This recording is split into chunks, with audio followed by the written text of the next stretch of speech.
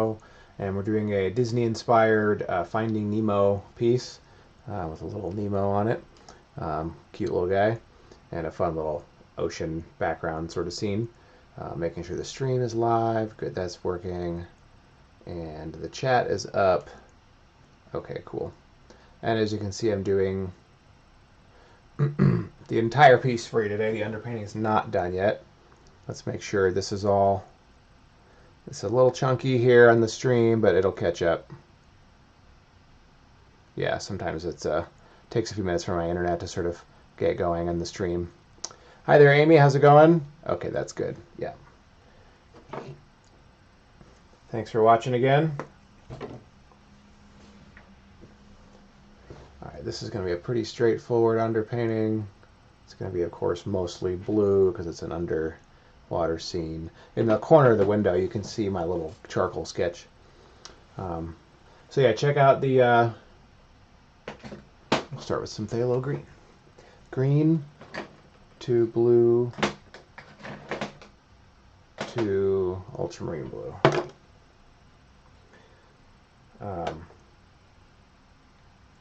So in the descriptions of your streaming window there's links to buy prints of this piece, which are 40% off. We have paper and canvas and all that kind of stuff. So 40% off. That's a super sweet deal during this stream. Hi there, guys. And Aurora, how's it going? And then also the original is available, and that is also 40% off. So huge, almost half off sale right now during the stream. So check out that link. Okay, let's get going here. This one's coming. Start with some paint. This one's coming light from right to left. I'm just going to move through the spectrum here.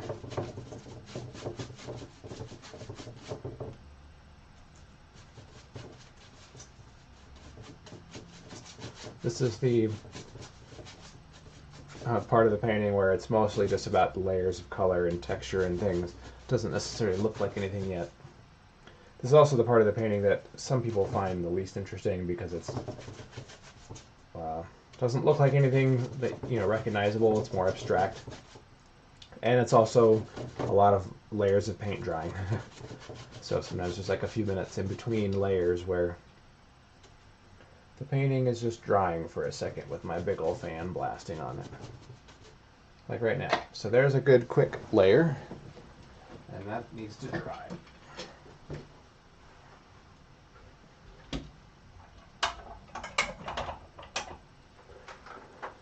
I think I'm trying to figure out if I can find a formula for when people like watching these paintings the most. What percentage of the piece is done? I'm going to say like 75% of the piece is done. That's when people like watching it the most. Otherwise, it's just not as interesting when it's just these beginning under stages, And then, yeah, Nick is posting up links to buy originals and prints. So check those out if you want to own. You can get a pre-order of this piece before it's even done. And then we also have our Patreon. If you want to subscribe to us on Patreon and support the gallery, we have really cool rewards and special exclusive things for all of our patrons. Starting at just $1 a month. So it just helps keep our gallery going, keeps us doing these live streams, offering really great sales for prints, and just cool stuff like that. So if you want to support our gallery, check out our Patreon, which Nick might post a link here if he's listening. That looks like it might be dry-ish. This is acrylic for these first couple layers. My underpaintings for the last few years I've been doing is acrylic. So I can build up really great layers of paint really quickly. Transparent layers of color and texture and things. And then I do oil on top of that. So that's why there's a fan blasting on this. And it'll be dry in a few seconds here.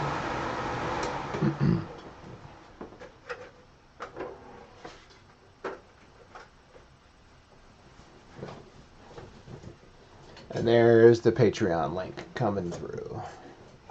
He's starting to post those. Okay, let's see. Where am I going with this now? This is a very, very green-blue painting. I'm going to do another layer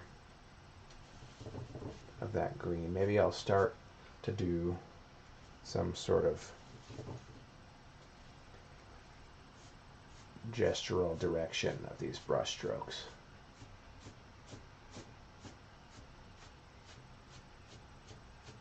Almost like there's going to be light coming through. Well, there will be light coming through.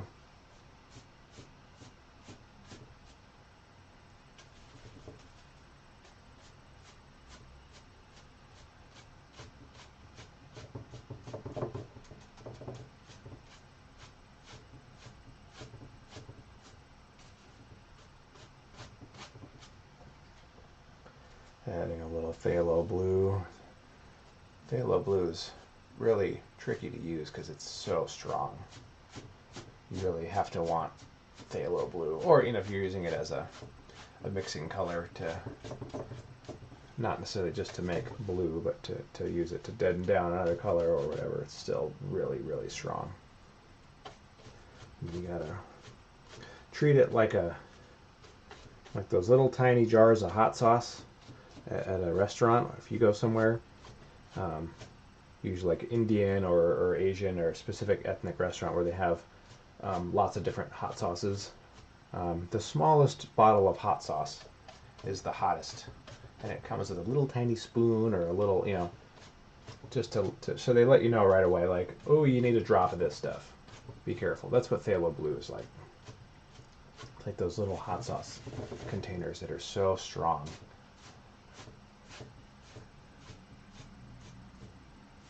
So here's almost like I'm indicating this flow, like there's light coming down already. But there's already some layers from underneath from that first little bit that I did, so.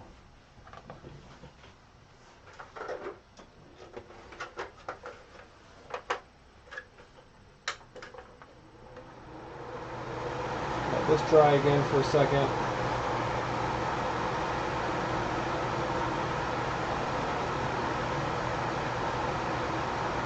And then a bonus, when I'm finished with this painting, I'm assuming I'll have enough time, I'm actually going to finish the final touches on a Pirates of the Caribbean inspired painting I did last week. I don't know, was it Friday or something? Saturday? So here's that one. So this one I'm going to finish up today at the end of this painting. It'll be like adding the fog and the smoke and atmosphere and sort of stuff that I couldn't do while the painting was wet. So that'll come later. So that'll be a bonus. If you stick around that long, you're going to watch me do that.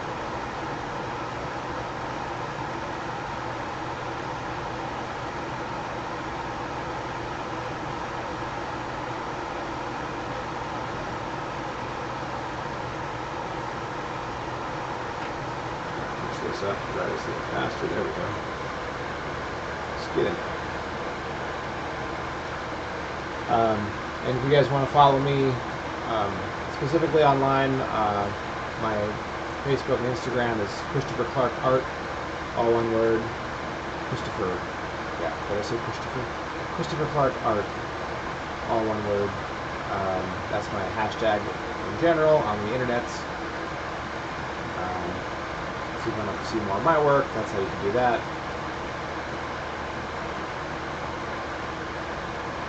And then, yeah, that's it. So this will be a fun little series today, tomorrow, and Sunday. This week I'm doing Finding Nemo today. What are we doing tomorrow? The next 2 days, I forget which order it is. One of them is going to be the Crow from Maleficent. And then one day is going to be Pascal the Chameleon from Tangled. So fun little Disney-inspired series, but they're going to be more realistic animals. How I paint them, more lifelike, what the animal would look like in real life. instead of the cartoon animated illustrated version, you know. So it's kind of fun. Since I love painting wildlife, that's kind of an excuse for me to paint some more fun wildlife. Where else do I want to go with this? I'm going to throw some purple down here. I got this paint I put in this little tube I'm trying to use up, actually. It's an ultramarine violet. I had it for another purpose, but I didn't really love it, so I'm going to try to use it up here. And my little tiny travel tube of paint. And then I might actually sketch in Nemo himself a little bit with maybe just some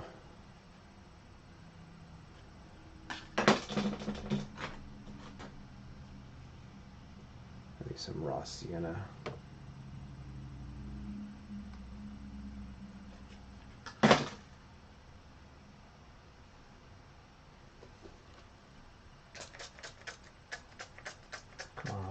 Water bottle. There we go.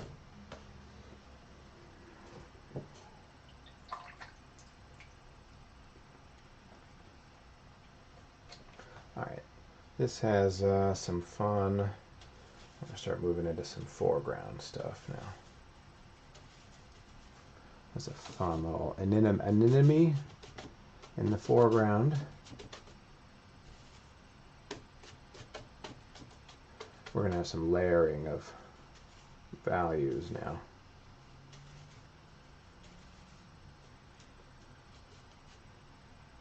Anemone in the foreground, and then I'm going to use some of this. This is another blue that is a nice blue, but it didn't really work for this. I put it in a little tiny bottle, but it didn't really work. So I just want to use it and get rid of it so I can use the bottle back. There's going to be some sort of coral groups here.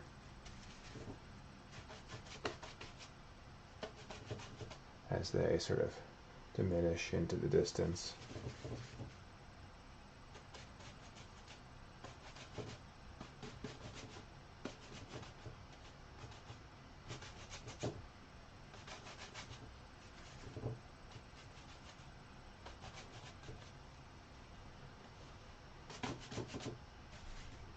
Yeah, and all these layers and brushy things will be visible in the final painting underneath everything else. That's why I like doing this technique.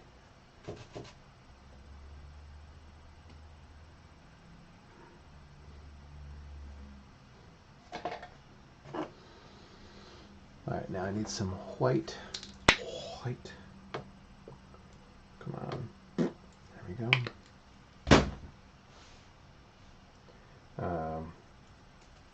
I just need to raise the value of some of these. Now I'm going to need some, let's do some alizarin up here.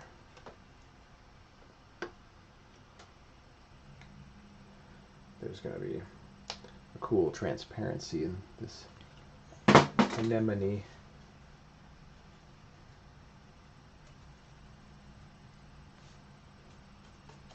I want to start sort of indicating that a little bit.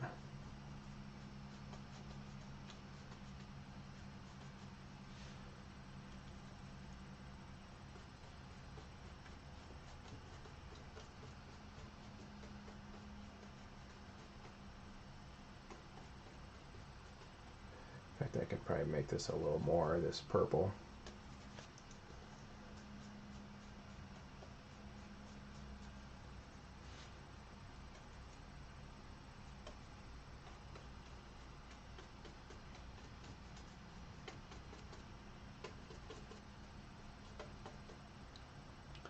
There's going to be that anemone in the foreground.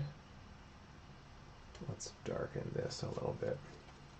I need to pull this forward more.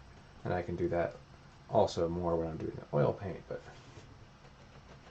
it is really helpful to establish these foundational layers of paint now. Do a little more here. And I'm being very careful with my brushwork, even at this stage.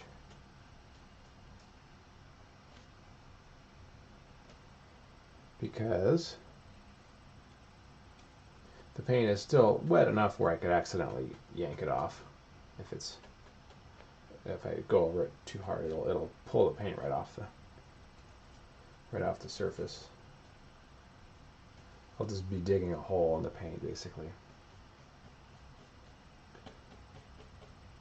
Here's a little bit of a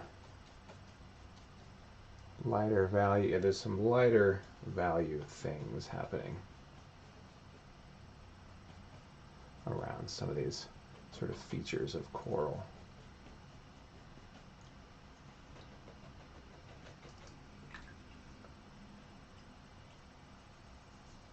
I got a wall where I can fling the paint off on my brush, clean it off a little bit. That's kind of fun.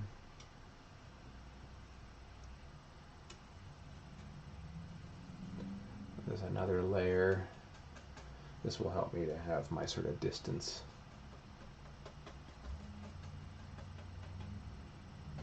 Maybe there's a layer there.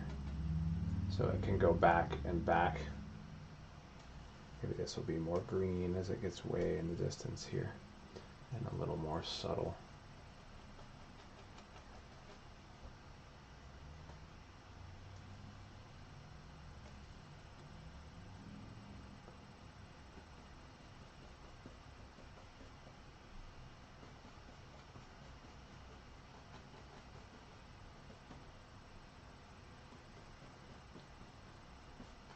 I'm almost using these brush strokes as like a cross hatching.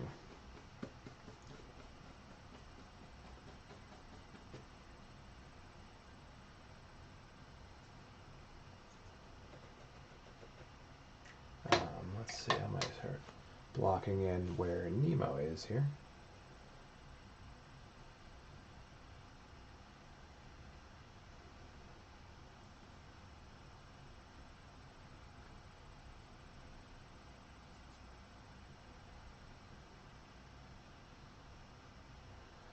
Big fat little fish.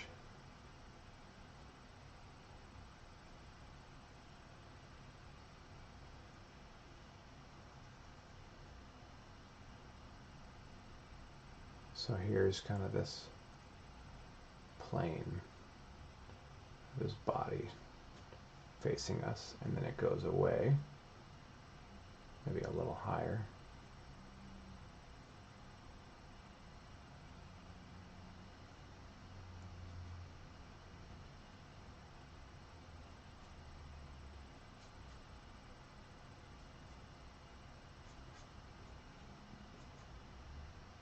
Here's a tail.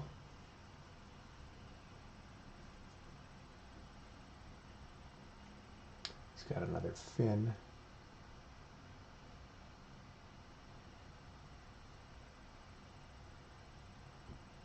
There's a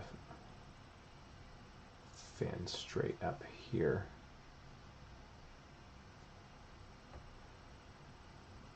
A couple little tiny fins down here.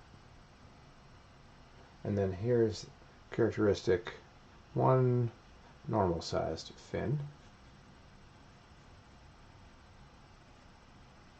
And then this one's the little tiny fin. Derp.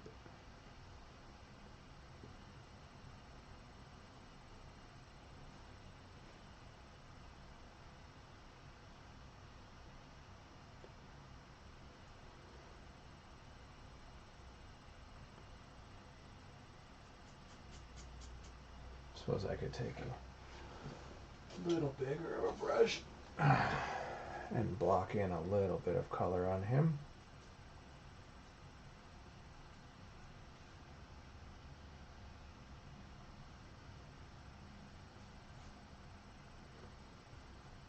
There's also this white stripe action that is very typical of the clownfish.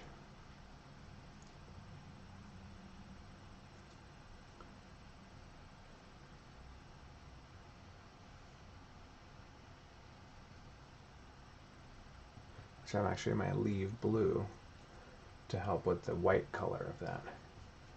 It goes up like that.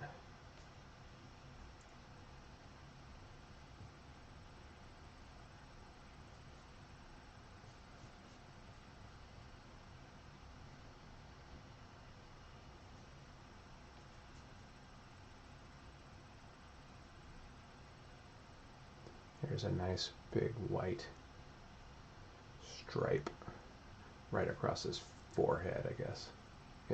If a fish can be said to have a forehead.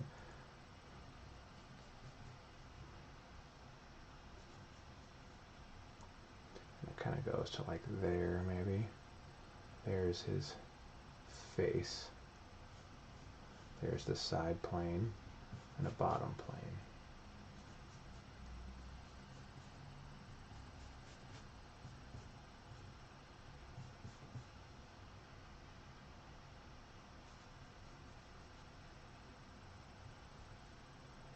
And that stripe wraps around. That's going to really show us. Hey, look, it looks like a fish already. Oh, good.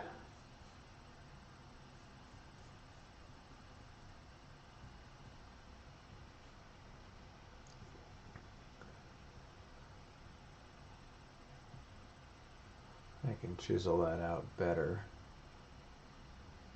He's going to have kind of eyeballs like right in there. See, that's, I almost dug a hole in that paint there. I got to watch out. Right now it's just wet enough where it's skinned over. And if I go over it again a little too aggressively, it'll just pull the paint off and I'll be digging a hole where the paint was, and it's hard to make that. The texture will show through. You can clearly tell when, let's say, a more amateur painter has like overworked a section of a painting, because you can see that kind of stuff.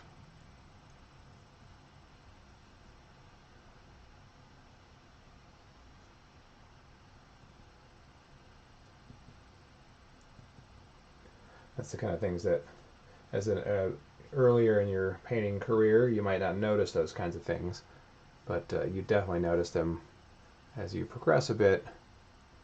And you can tell when someone was like, "Oh, you really struggled with that area, didn't you?" I can tell.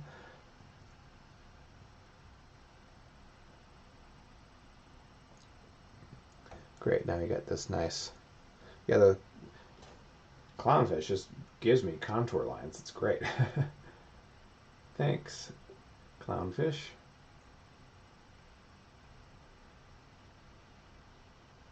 All right. I was going to hit this a little harder too with some darker value.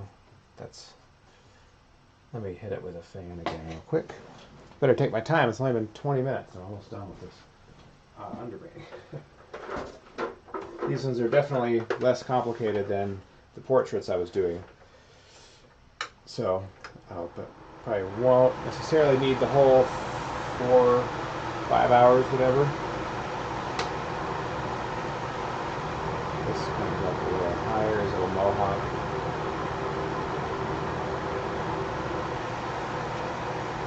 And what I can do also,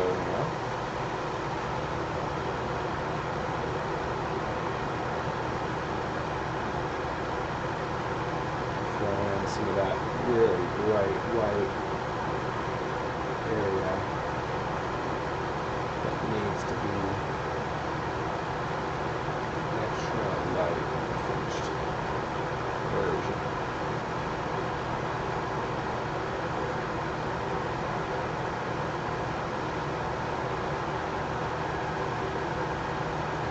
Hey Kafir, how's it going, man? Good to see you.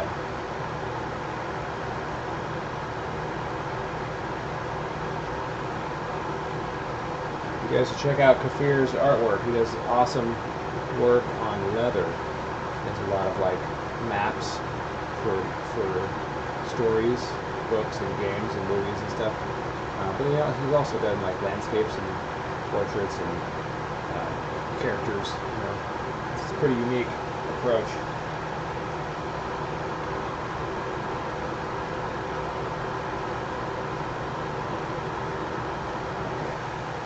Those are going to be really important later.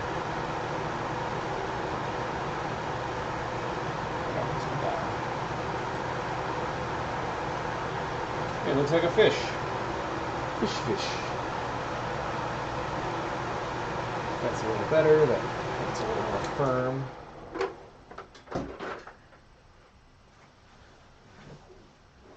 These like wood chips all over the floor. I don't want to step on those.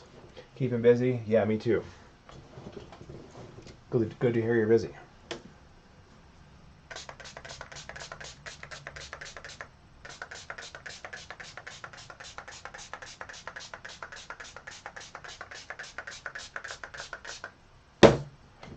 Let's see here. We keep talking about doing a collabo forever. It's been an aspiration for a while now. We never seem to get moving on anything.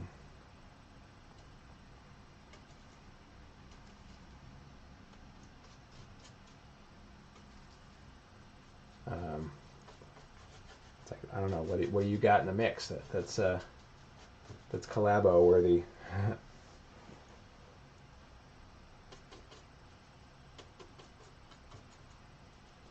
I'm up for anything really.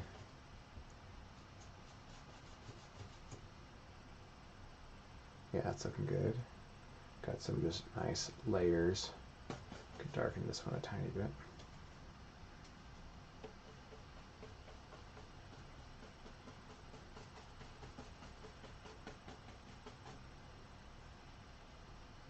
Could darken this a little bit. And I will get way more specific and subtle. The oil painting lets me do things that acrylic won't, but I can do as much as I can now so that it really sets it up nicely later. Got to find the right idea, I know, right?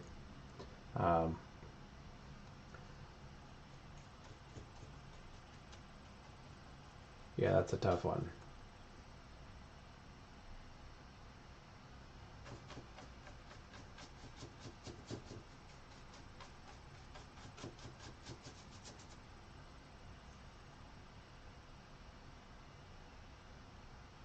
I keep forgetting, I didn't take a picture of this yet. Okay, well here's the underpainting.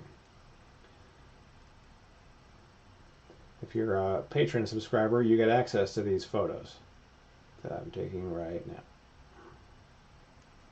It'll come to us, I know.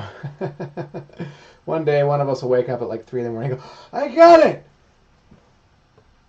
And then we'll be home free. Okay, that's a good underpainting.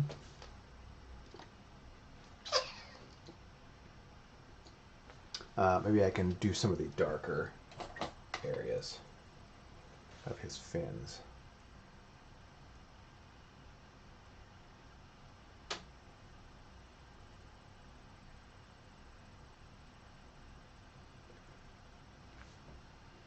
But I will need to... It's the more I can set myself up with the right values now, the better it will look later. And also then I could be more loose with my painting because I've got this nice foundation started.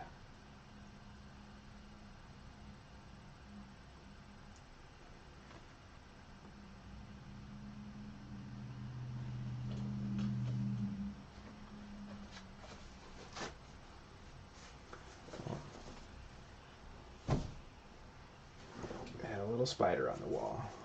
I don't like spiders in my art studio. Outside I let them do whatever they want, but as soon as they come in my art studio they're asking for trouble. I had a bug crawl in my ear a few years ago at night while I was sleeping. That was a horrible nightmare. Be sure of that.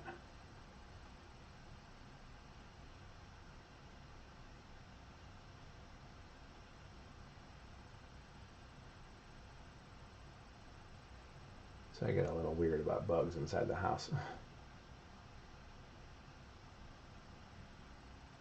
And there's this little tiny one.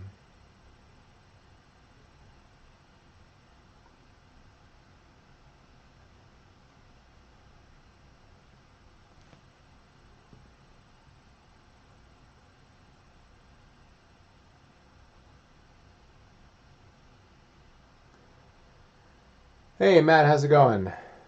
Good to see you. I guess I'm gonna put his eyes. He's gonna have big, innocent, confused looking, huh? Eyes. So I just want to mark those in. Yeah, that's good. Right on the side of his head. Alright, that's about all I need to do for that. Again, I'm getting a lot more specific than I usually might for an underpainting at this stage, because I just want to set it up. And plus I'm trying to take my time so that I don't do the whole thing in 2 hours and like, well, thanks for all the people who didn't get a chance to watch it.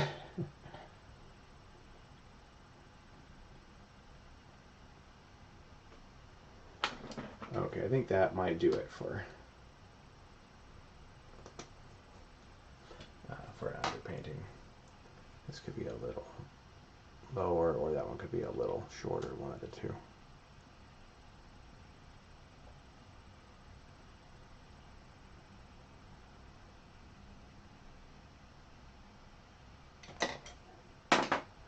Feels like it has been a while. Yeah, I haven't seen you on the stream lately, so good to see you again. Alright, we'll call this one the finished underpainting.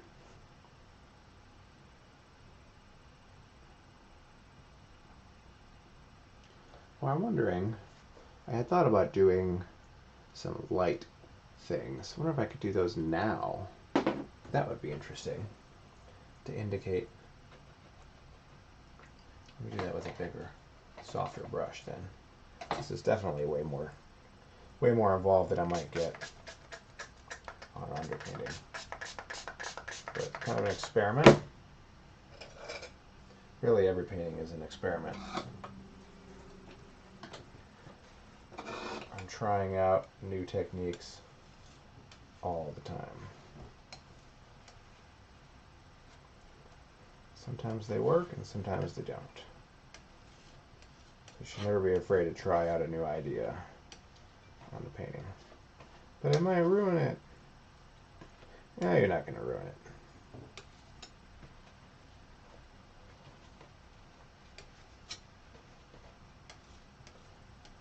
It'll come out different than what you expected. But that's sometimes a good thing. Happy little accidents, right? Right? Right, Bob?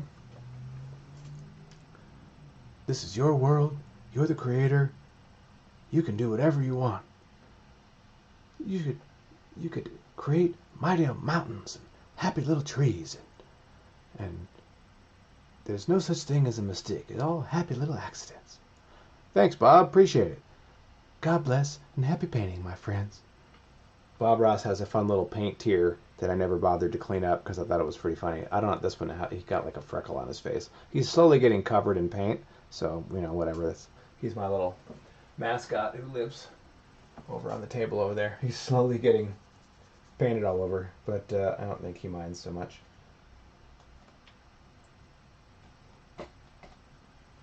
All right, I'm going to try something here.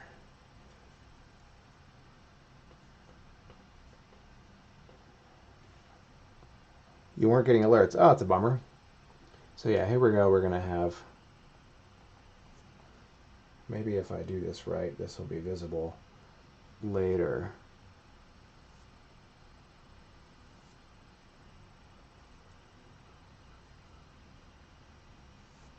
Gotta find the angle of these lights here. Find my sort of perspective angle.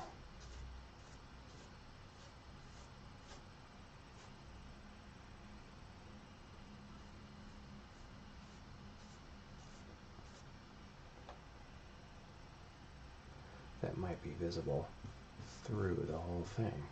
Kind of fun.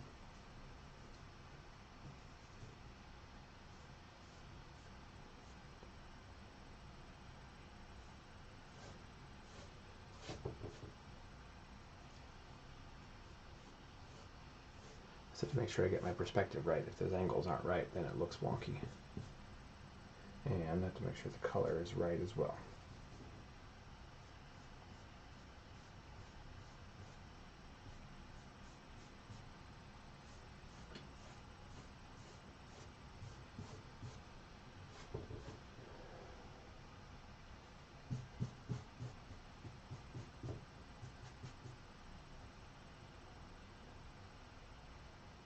Just a little bit. That might help me later. It might not, who knows. I have so much paint here, I hate throwing away paint. Really, it's hard to... Can't exactly put it back in the tube. Sometimes you can if you're real delicate. Waste not, want not.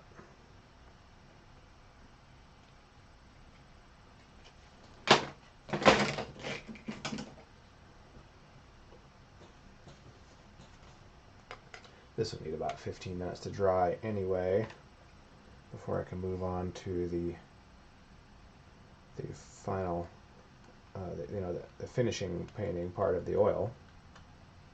This is the underpainting, so that anything that comes after that is the finishing painting.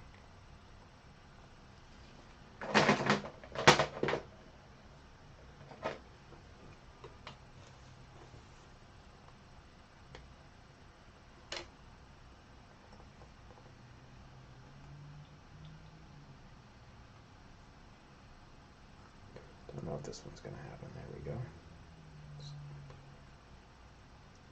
Trying to finagle that paint back in there. Kind of strange, but hey, paint's paint. If I can keep it, rather than scrape it off and throw it in the trash, I definitely would rather do that.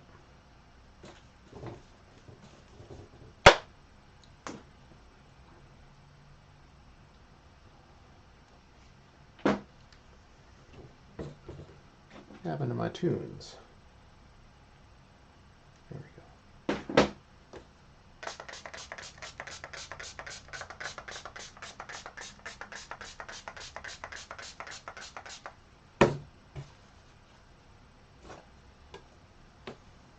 Okay, this will need to sit here for just a few, just to make sure it's dry. I'm going to put the fan on again before I do the oil, which I've already got my palette all set up, so that's easy to do real quick. But I definitely have gone too quick, and I accidentally will scrape off some of the paint. And you don't want it to mix with the oil, that's bad. I mean, as long as there's no water in the paint, it's actually not too bad. Acrylic paint is water soluble. Doesn't mean it has water in it. So if the polymer mixes with the oil, it's not the end of the world.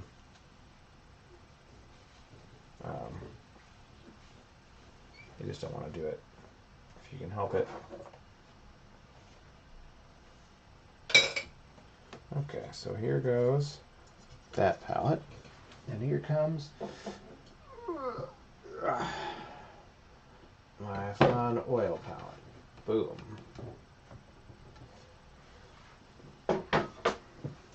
Your payments are going through okay, right? I don't know. You have to check with the gallery. I'm assuming they are. They would tell you if they weren't.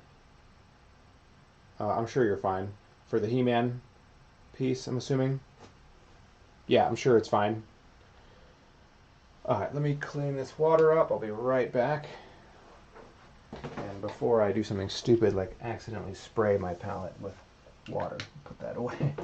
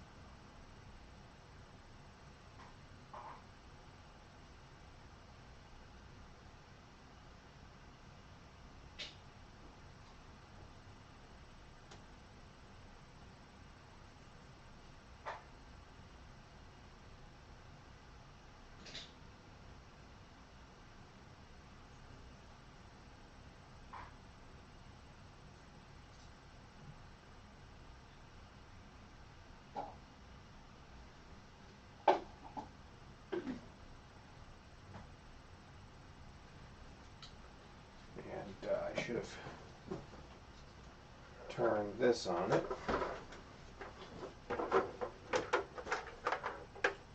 Just to keep that going faster.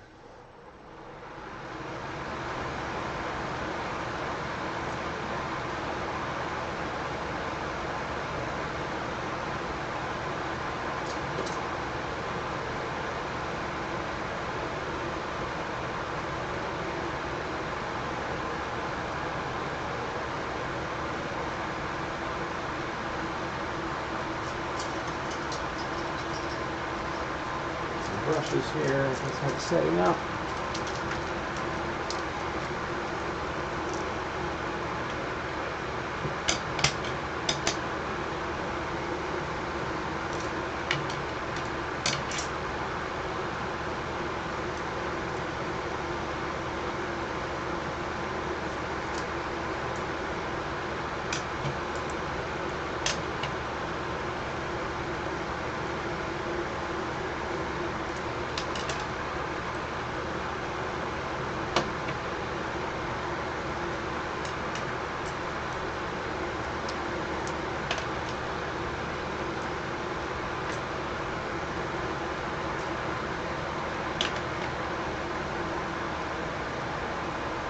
This is another one that might need to dry before I finish it up, so I can add some of those like water reflected sort of lines all over the surfaces of things. So this one might be like 99% done, and then add some streaks of light. But those kind of things that I can't really do when it's wet, so I might do that later.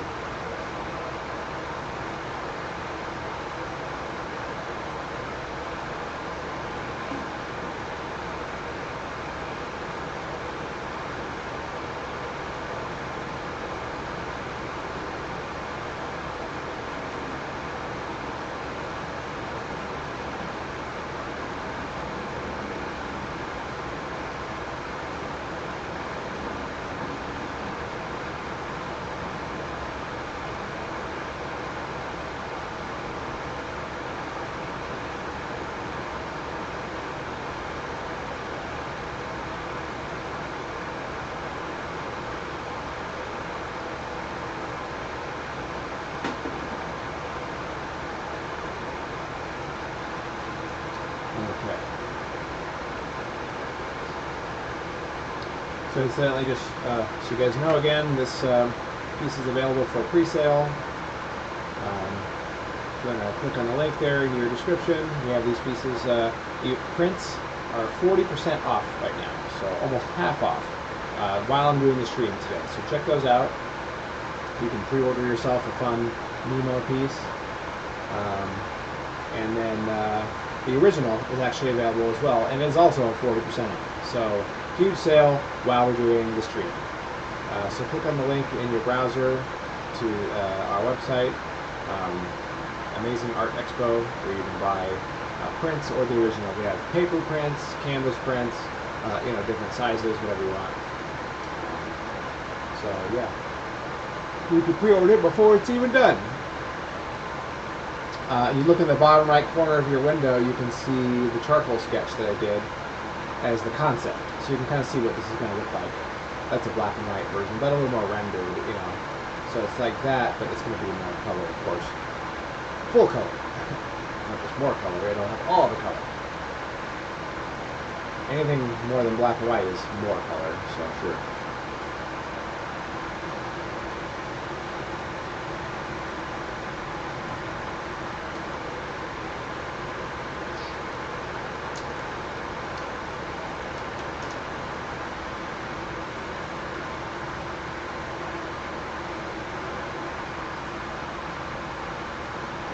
Pretty good. Just want to make sure it's nice and firm before I paint over it.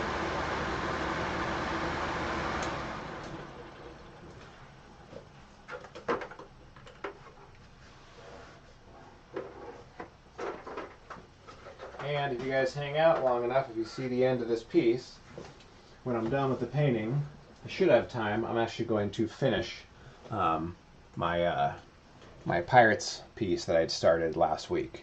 So this is like 99% finished.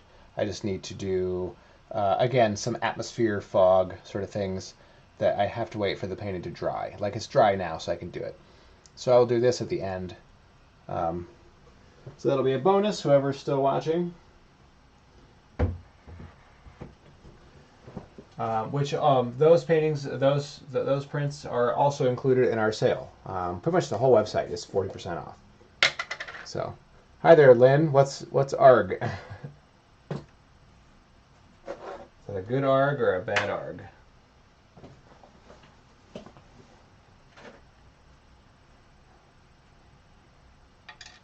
Get some medium out here. So I always use some fun mediums. Medium, the plural of medium is medium, I think.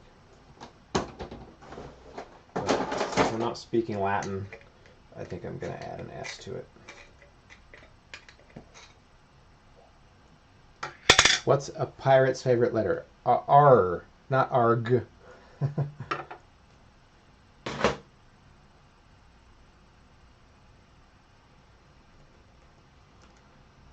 R.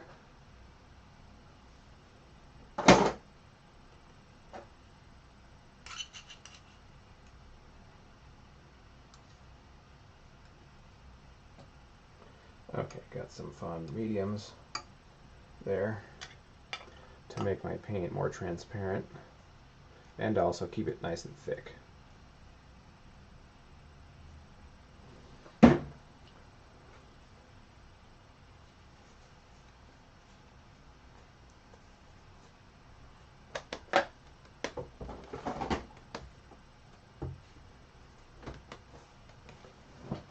It's the sea that they love. Oh, I see.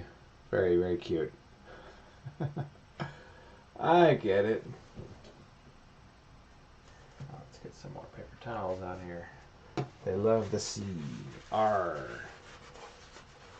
Apparently those are the only two letters that they know.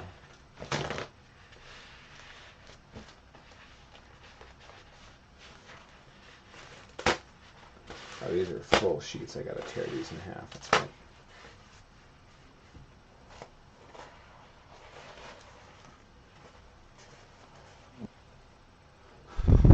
There's a damn fly flying around my studio. Oh, he's on my camera, you jerk.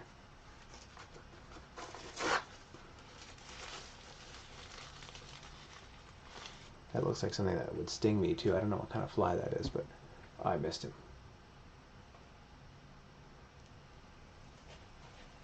We may see him again later. He was literally walking across the lens of the camera.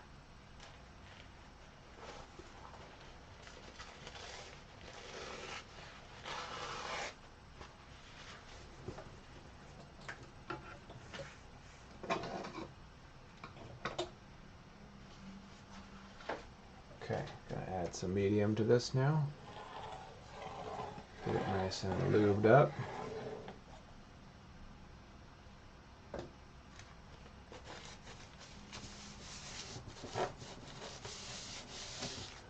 You jerk. So kind to living creatures, right? This darn fly flying around my studio. Driving me nuts. Keep an eye out for him.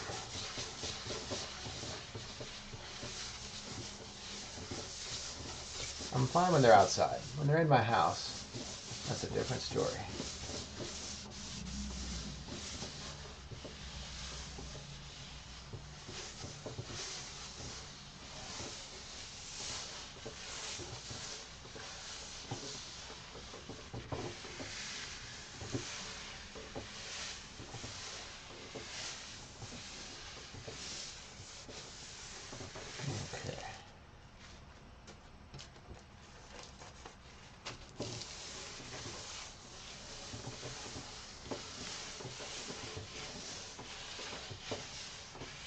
This makes it a nice, smooth, wet surface to paint on.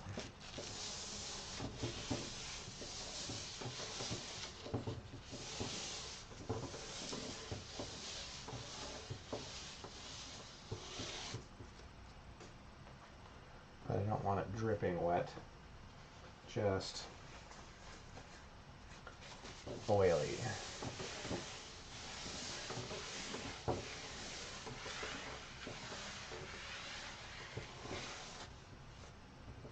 That's better. That's good. A little wet still up here. Yeah. Good. All right, now let's see. Where should I start? I think I'll start with Nemo. A stinging fly, maybe. I don't know where he went. It's not a housefly. It's some other kind of weird fly with this weird elongated body, and it looks like he might sting me.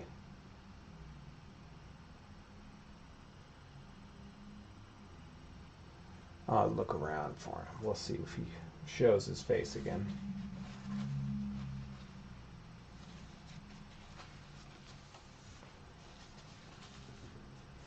Okay, I think I'll... Yeah, we'll just start working on Nemo here.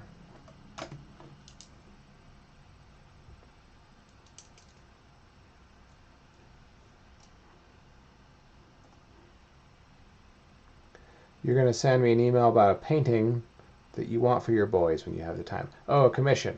Yeah, sure. I am very picky about commissions that I'm doing, and I'm not doing a lot of them, and they take a while because I'm very busy. But I consider all of them. So yeah, send it to me. We'll see if we can work one out. I'm doing a commission for Matt on here who's watching. He wanted a He-Man piece, but we're going to do it more like a cool Frank Frazetta style He-Man. So, you know, but that's going to happen in a while because I'm busy and he's, you know, we're doing a payment thing, and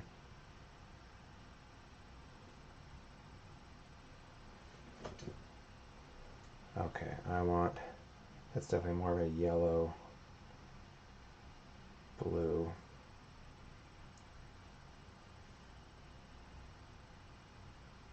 But still quite orange.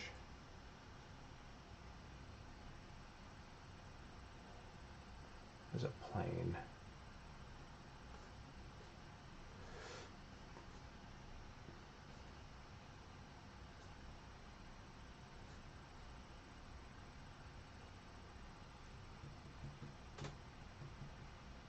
See you later, Matt. Thanks for watching.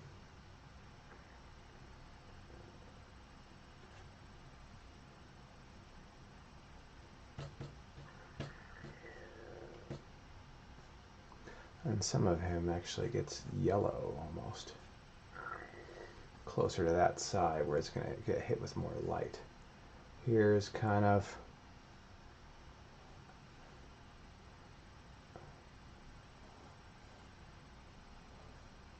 contour shadow pattern.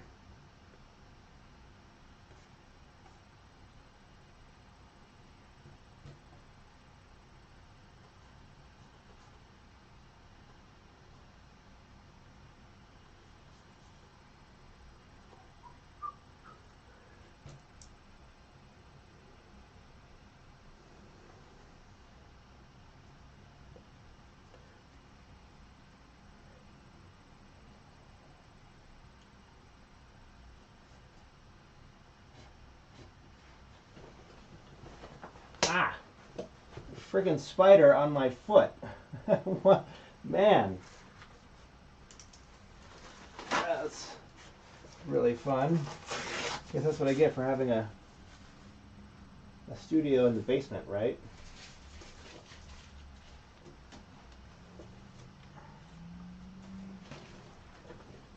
I got little creepy crawlies everywhere in here today.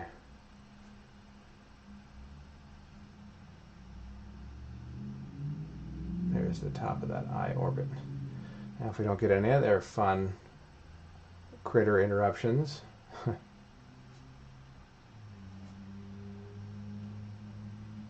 That goes down like that.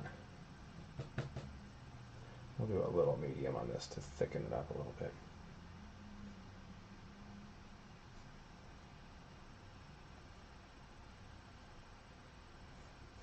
Here we're going to have a nice, and a touch of that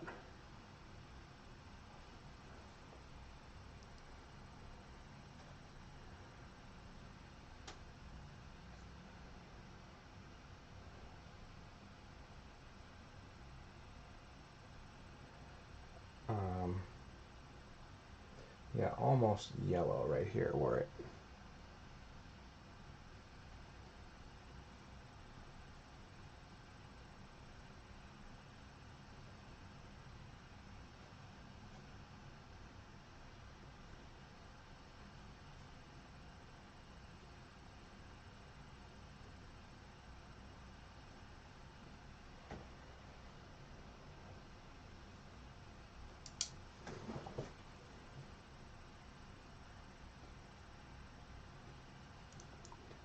Kind of, yeah.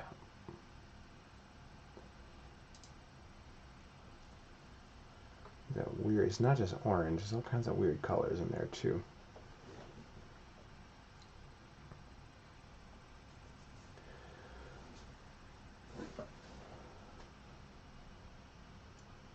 Well, let's focus on this face area here.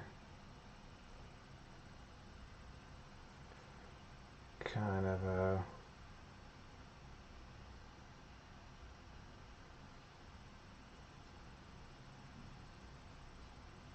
purplish orange.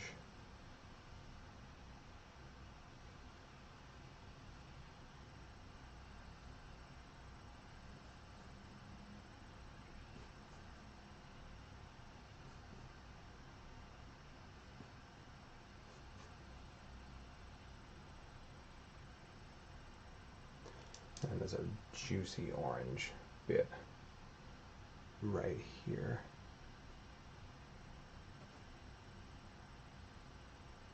There's this sort of nice halftone color.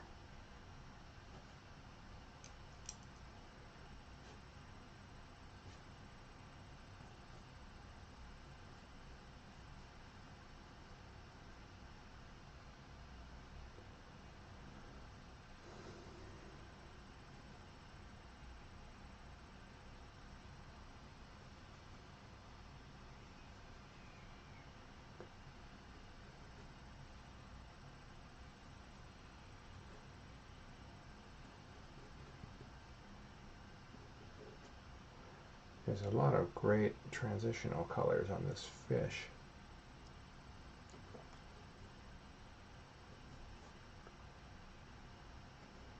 It's the first time I painted a clownfish. And then that's going to be just more orange. A little touch of blue in there.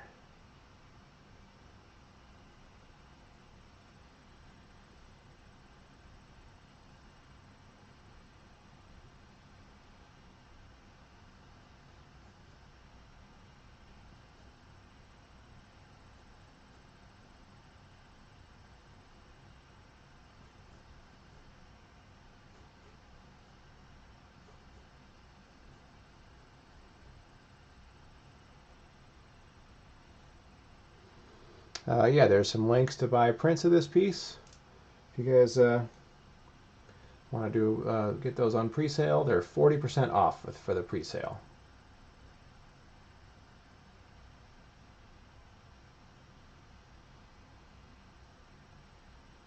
He's got fat little jowls there, maybe.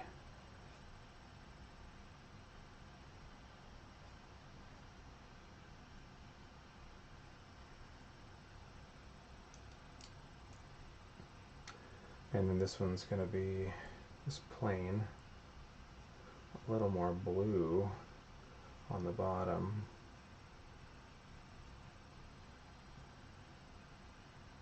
Maybe a little darker though.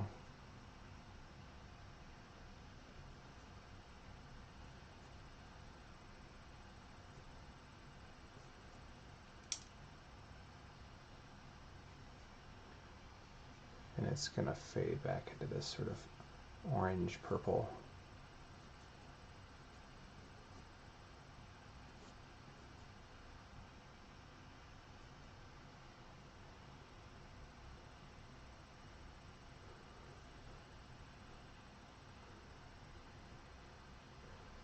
Maybe a nice juicy orange for the fin.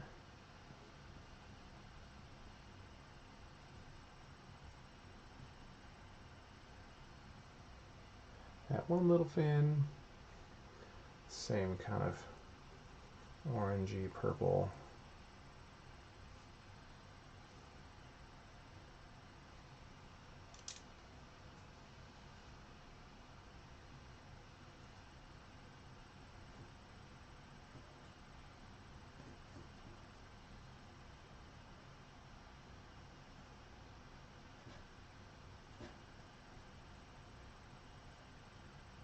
Here's one bigger fin. It's got a little bit more light at the top here.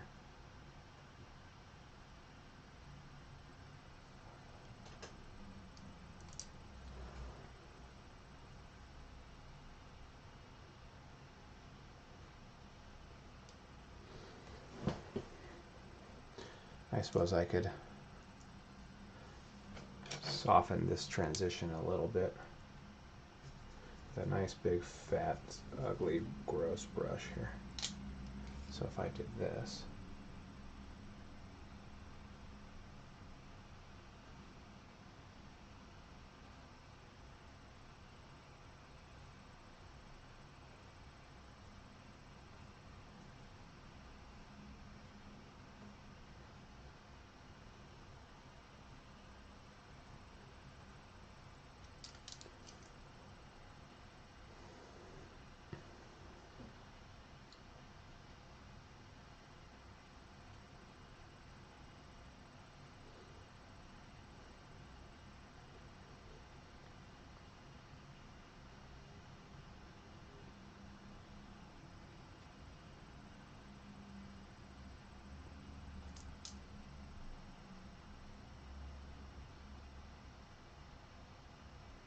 let's move on with some other colors. While I'm just developing this, I don't need to do only. So here will be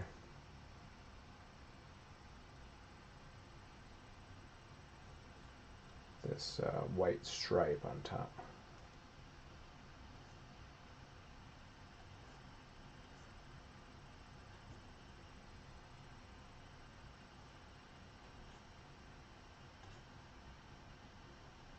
It comes to a sharp point as it rounds that corner.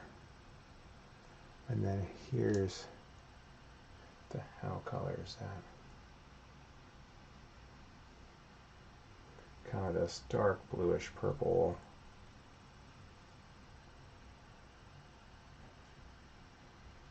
Little higher on that arc. Just to make that ellipse a little deeper.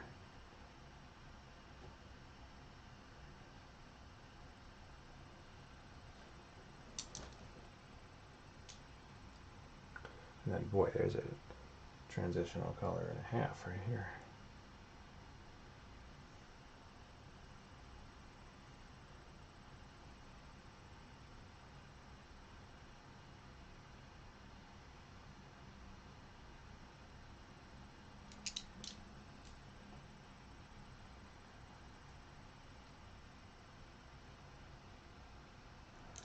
And then, yeah, right across there is a super green. Super green.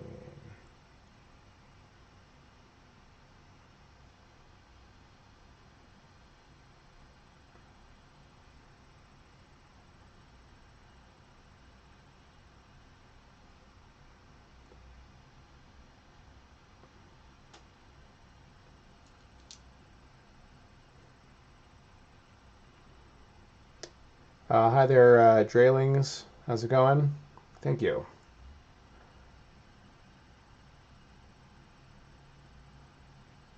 Yeah, we have prints available for this one actually. If you love Nemo, we actually have prints available for resale, for pre-sale, I should say. They're 40% off right now. So if you want to actually own a copy of this, they're available. Just click on the link in your description thing of the video you're watching, the stream,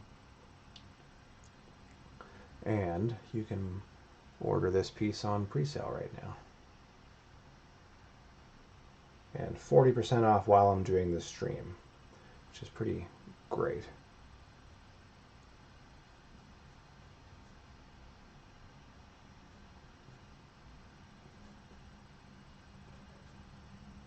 this turns a little more blue as it gets further down.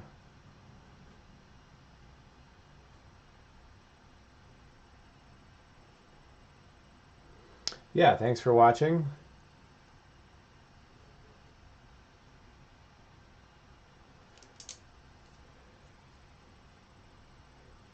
And actually the original is available as well if you're an original collector, and then it's also 40% off. So try to do big sales while I'm doing the stream here, because it's, you know, a special thing. There's a little bit of that stripe on that side. And here the stripe turns and we see it happen on both sides.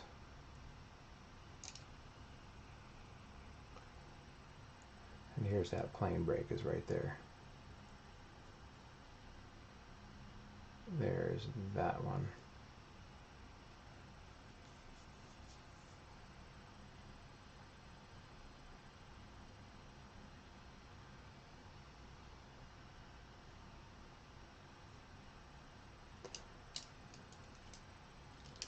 And this could chisel that in just a little bit.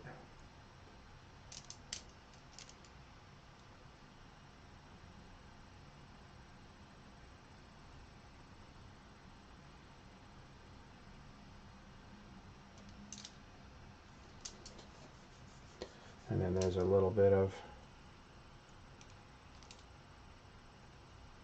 this stripe that comes across here that's like sort of around his eye, and it's definitely more green blue.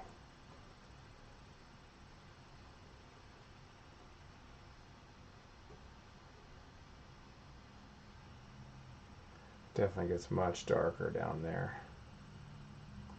Maybe a little bit purple.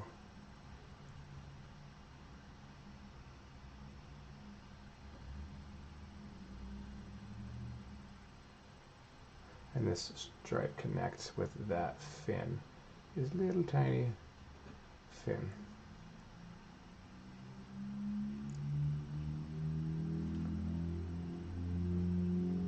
We'll do a little bit lighter here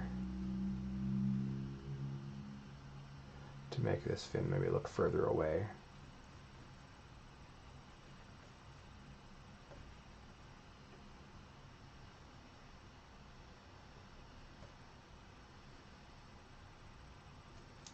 And then that kind of gets that darker, sort of purplish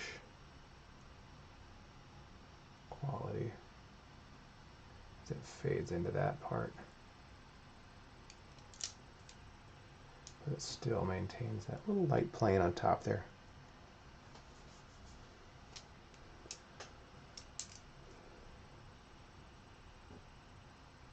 And underneath here we see a little bit of that stripe.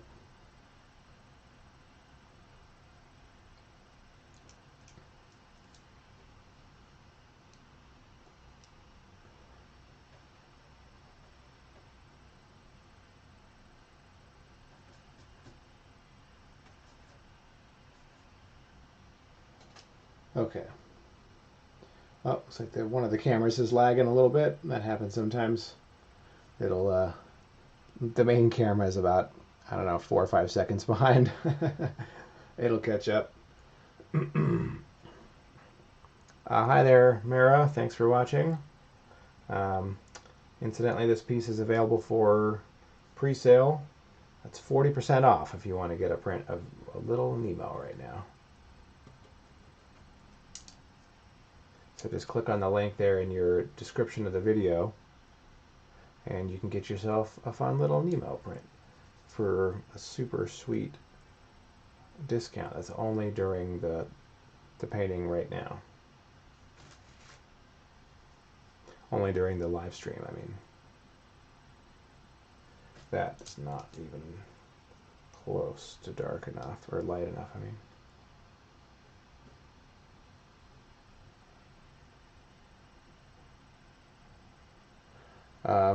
There's the link. Thank you, Nick.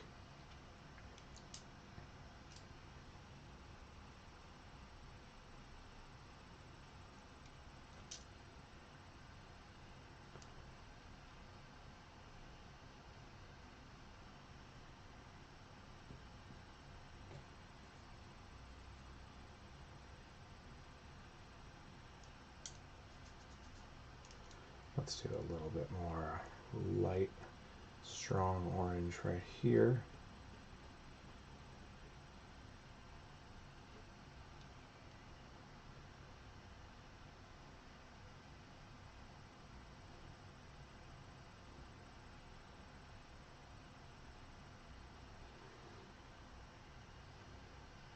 Let's keep this going, sort of this orangish green at this plane here. That's pretty flat as it comes in.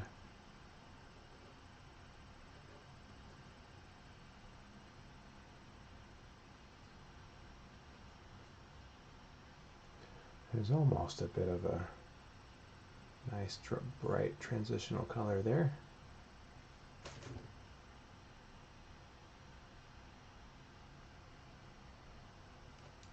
And what is that? It's kind of a lighter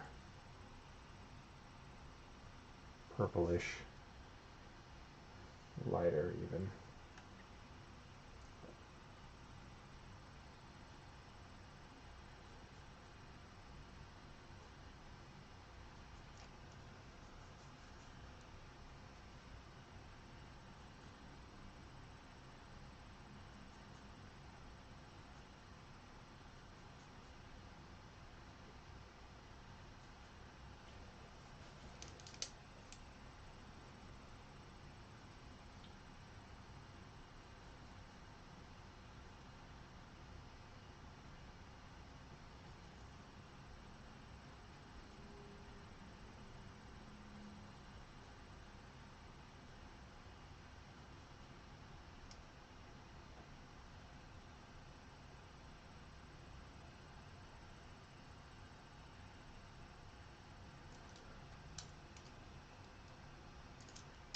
Alright, looks like the lighter side of this stripe is actually kind of purple.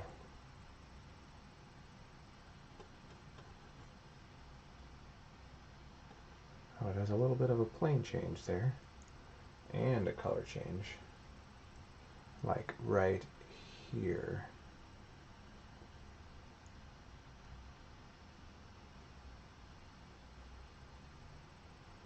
Other than that, it actually is kind of blue.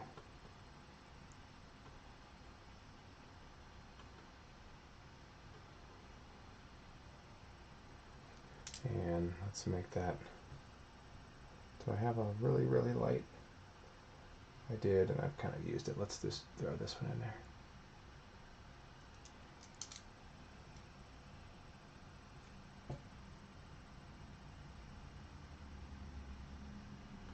Nice green,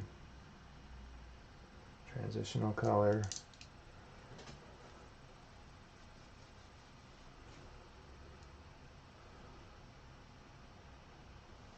And there's almost a kind of a maroon pink something.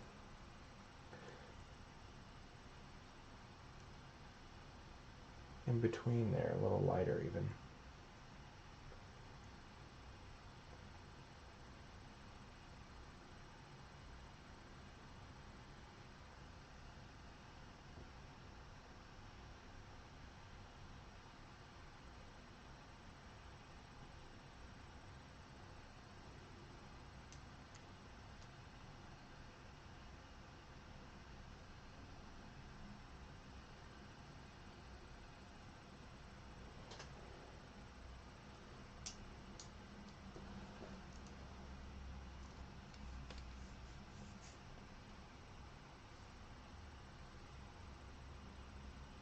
Alright, this blue, and then it kind of turns into that maroon again. A little more red. And that starts to follow. Contour line, and then straight.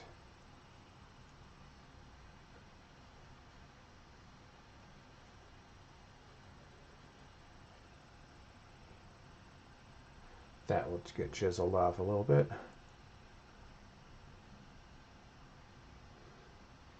Haha. I'm taken, I have to say, but thank you for the offer.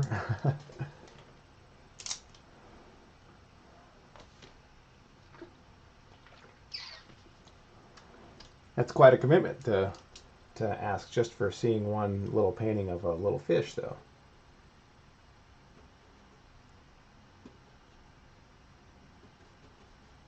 Wait till I at least finish the painting before you make that kind of a decision, you know, jeez. The painting might suck in the end. You're like, oh my god, what have I done? That would be unfortunate.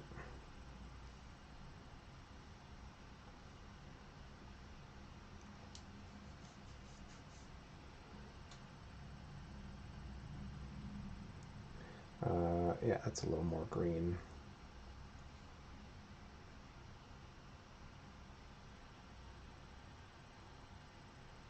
And that gets so sliver, it's nothing.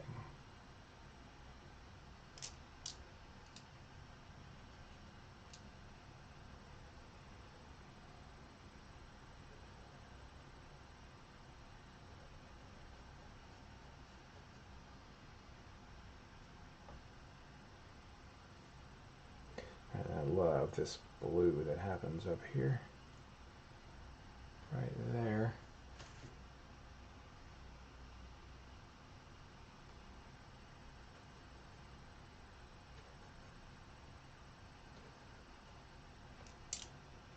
Oh, this is my dark. Well, let's get another one. I need another dark. This one's fine. Is it though? No, I need a better brush than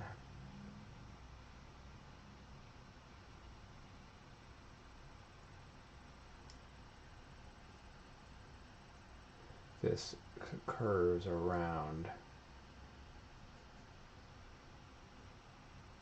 kind of a bluish.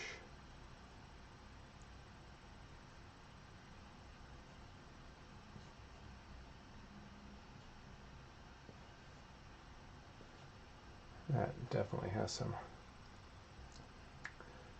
plane changes, and it's going to change some colors. And then on the bottom there. Nice maroon transition color. And then here, this is a body line there. I don't paint a lot of fish, so I'm trying to just see the anatomy, you know.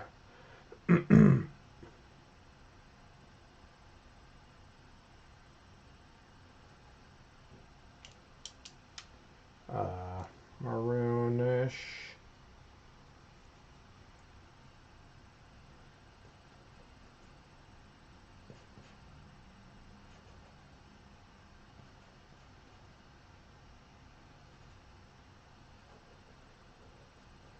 I'm going to use those brush strokes to make that texture happen.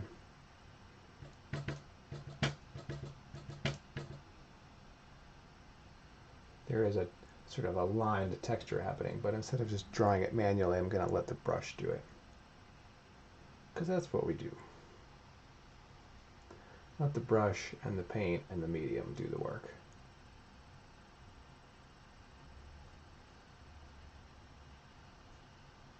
Yeah, nice transitional color there. Other than that, it's pretty orange on the side here.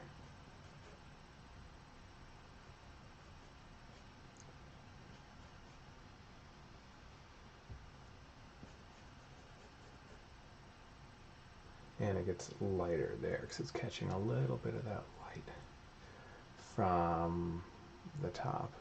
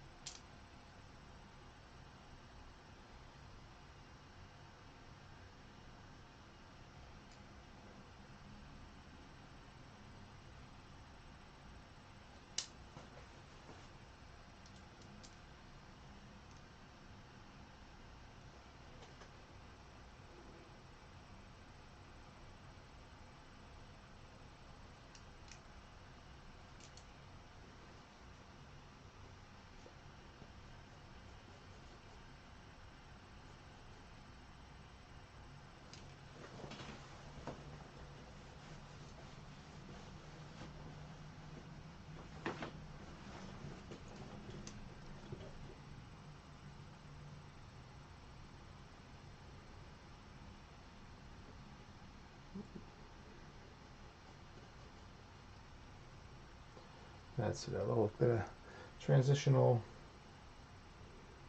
action there where that reflects the bottom of the water, so maybe a little lighter and a little more green.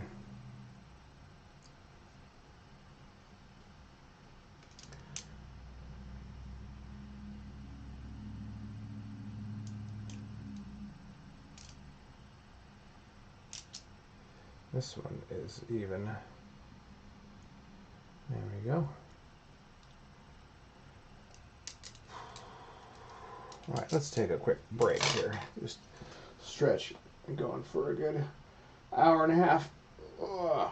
I can always feel it in my shoulders. I'm like, oh, I better slow down. Then I can just stop and take a look too.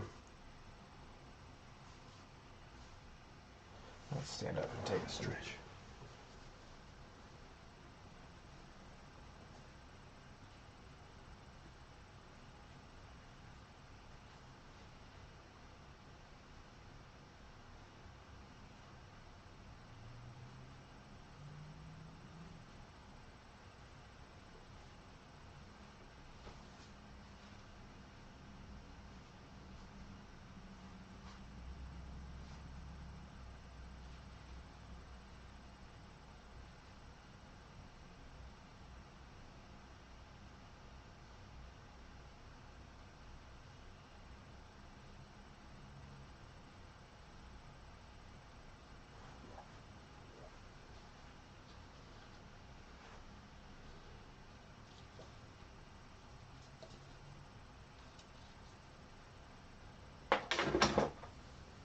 Gotta make sure you stretch. This is how I keep my massage therapist employed, is by painting all the time and not stretching enough.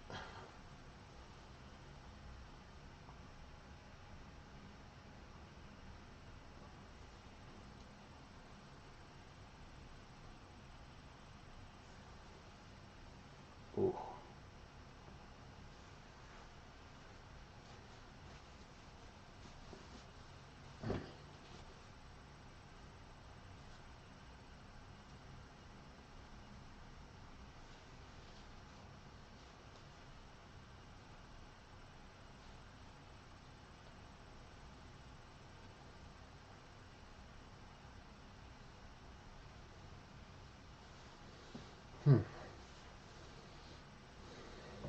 Okay.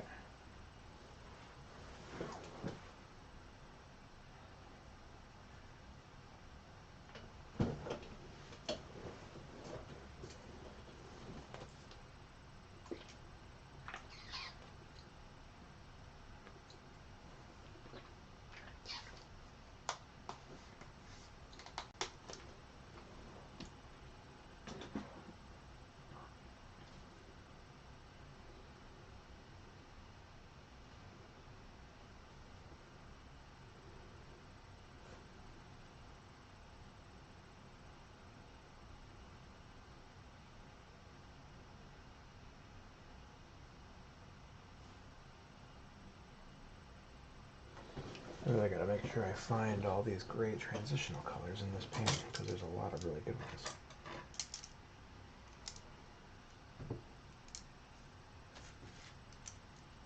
A nice one there.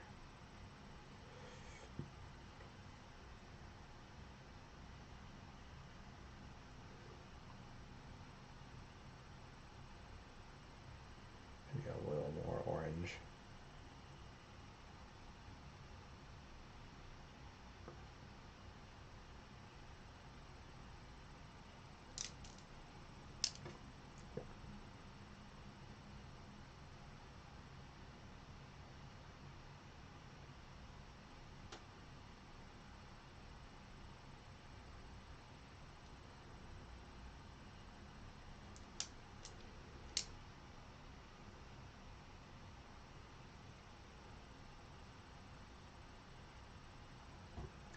A little bit of that texture.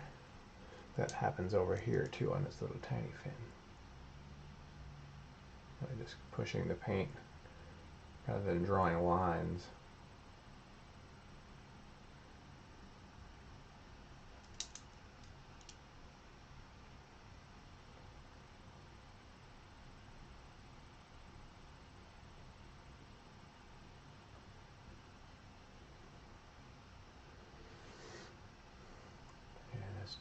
transitional color there.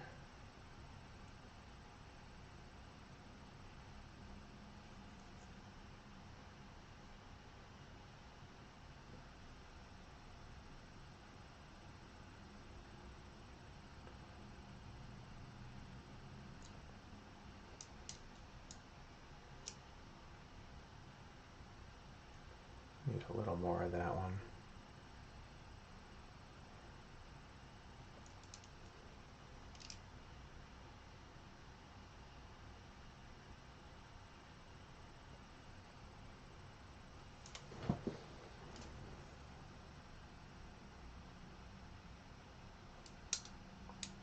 And this looks like it actually does get a little darker right in the middle there.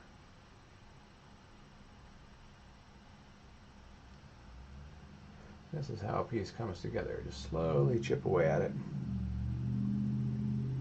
like a sculpture. Let's see, here's another bright white. It's catching some light. And it transitions down. That happens up here too.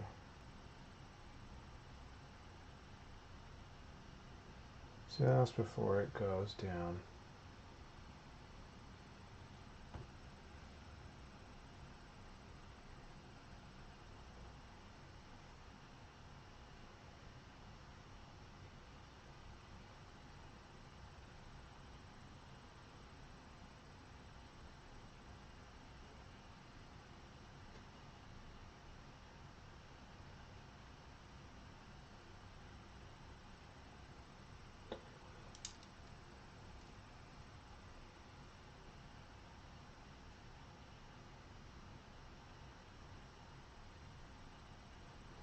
Nice green here. Shows all the colors that white can be. Alright, that brush is too fat and gross. Some of these brushes are really old and in bad shape.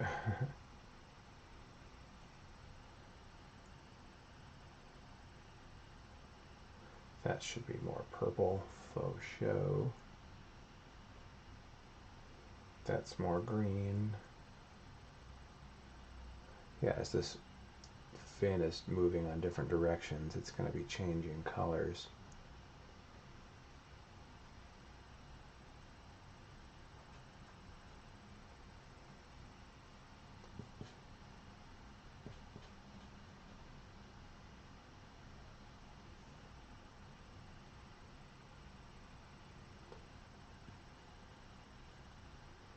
Nice green. That kind of goes to a pink.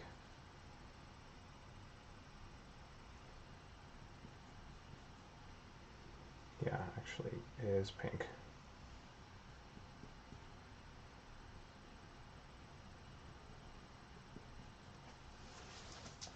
And we're going to thin that out just a little bit.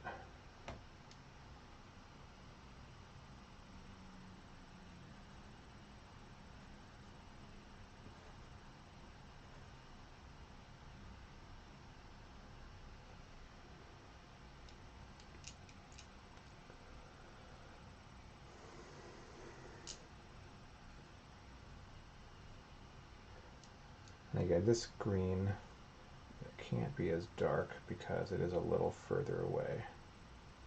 That will really help to show that.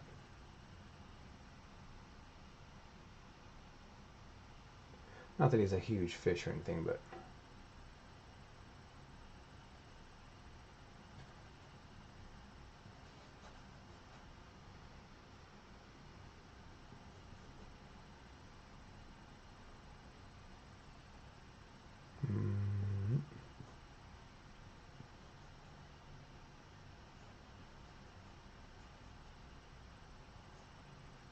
and then it gets a little greener and lighter on top.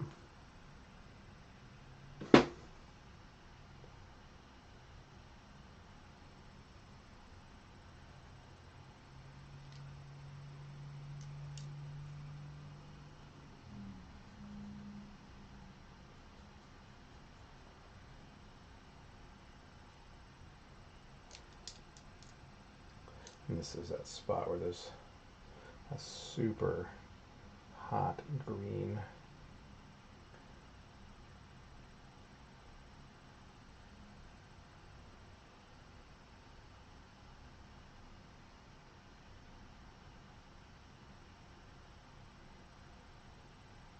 And here it actually is kind of a purple.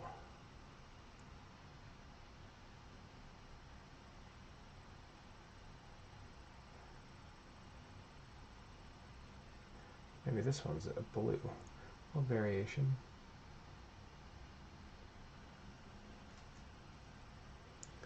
It's kind of fun seeing all the colors that white can have. And at the bottom it is much lighter as we get the reflections off the bottom of the floor.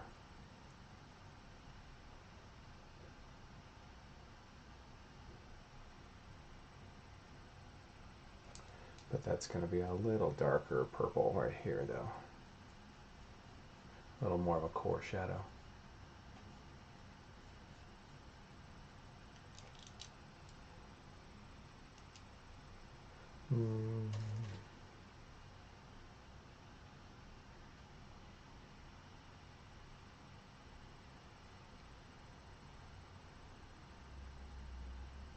Almost a pink down there.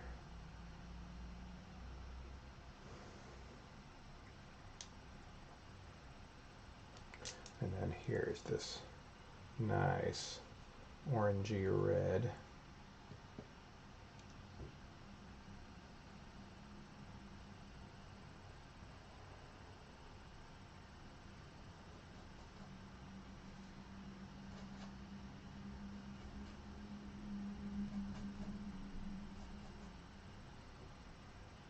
That's a little too bright, intense. It's bringing it to the foreground too much. So let's ease that back a little bit.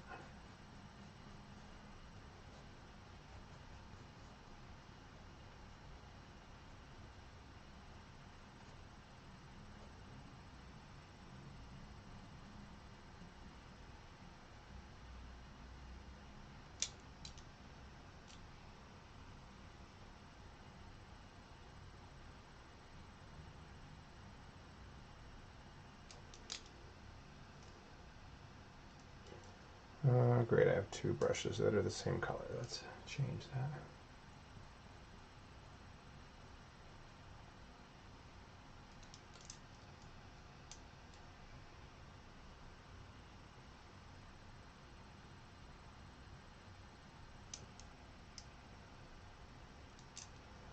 There's that pink sort of brush.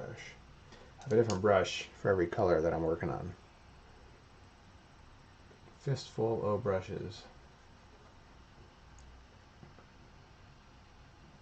That was a Kurosawa film a long time ago.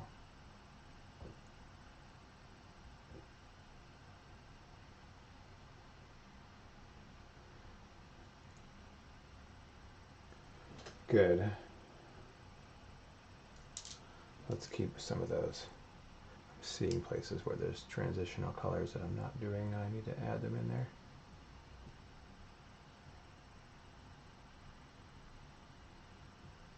Sometimes it almost doesn't matter what color it is, as long as there is one.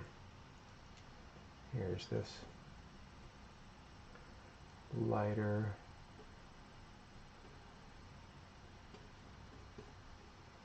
That turns into this sort of pink purple color at the bottom. This poor little fin. We'll make this a little brighter on top to draw attention to it.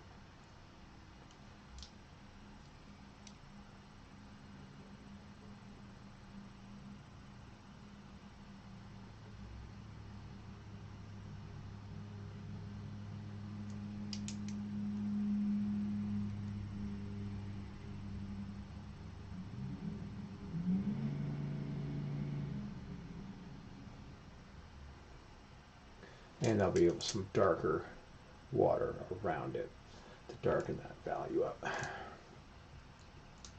I can sort of maybe place that right now. just so I can see what I'm doing.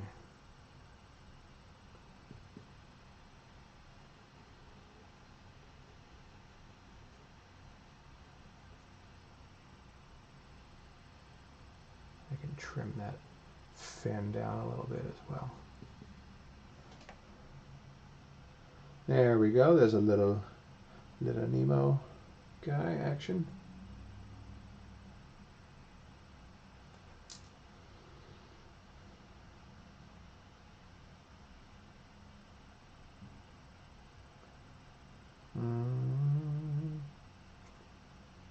Oh, I can do his eyes and his mouth next.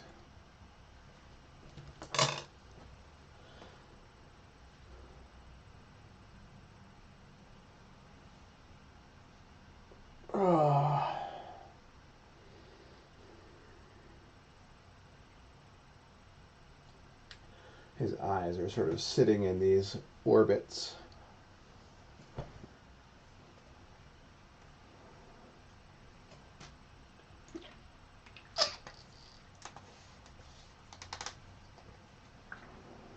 Let's do a little more of that. A little lighter accent on that fin.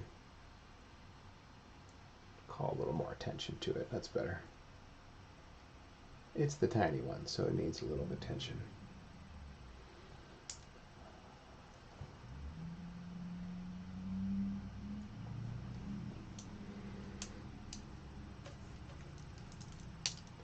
Okay, these eye orbits and the eyes here will be pretty dark.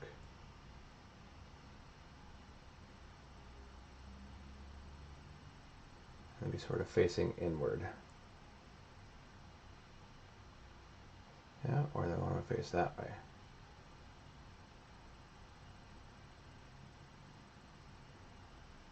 No, they definitely want to face this way, inward. To lend to that confused kind of expression. I might push that in a little to make it more like we're seeing the profile of that eyeball.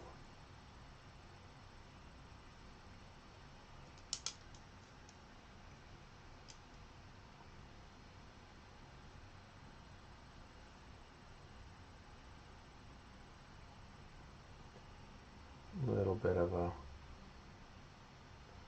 sort of highlight there.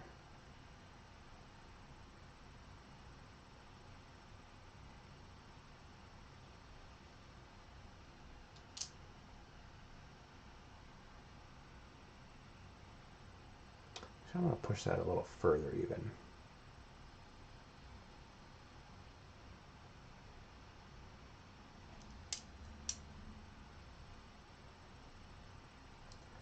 Now here's where I can do sort of this bulbous quality.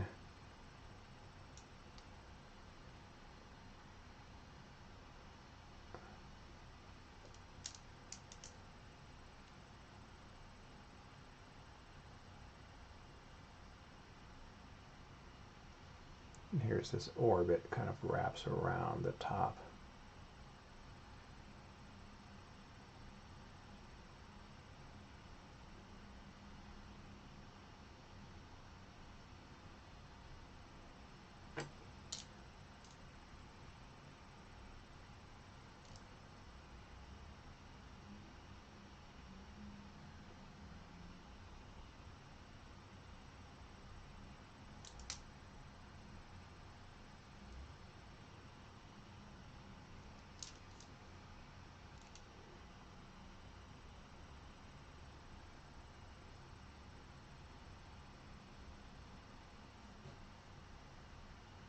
Yeah, this part's getting a lot of light there.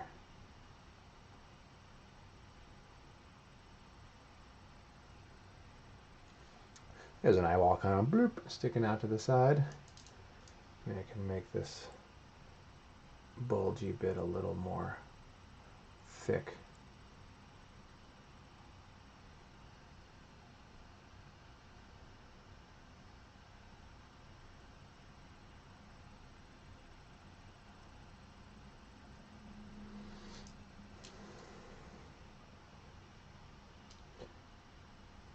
this one here. And then that's going to be more of a sort of purple, this transparent glassy part.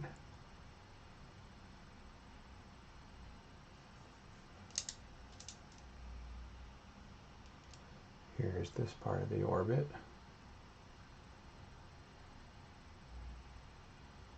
There's a little bit of a shadow there.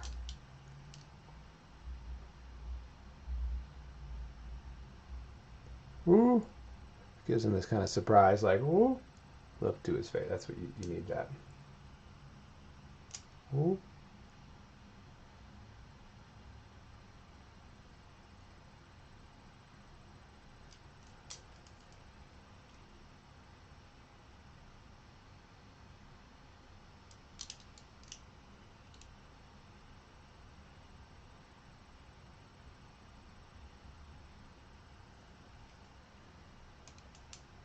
And maybe there's a nice bright highlight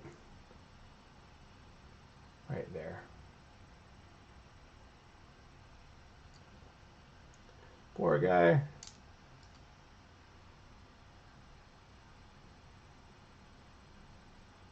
I don't want him to look necessarily like scared or anything. I want him to look kind of just like confused and naive, you know, but innocent. So let's do, yeah, that expression is real critical.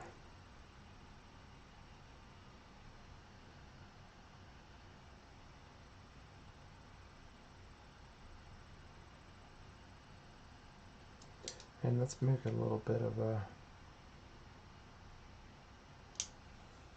translucence to that. Let's put a little something right there. There we go.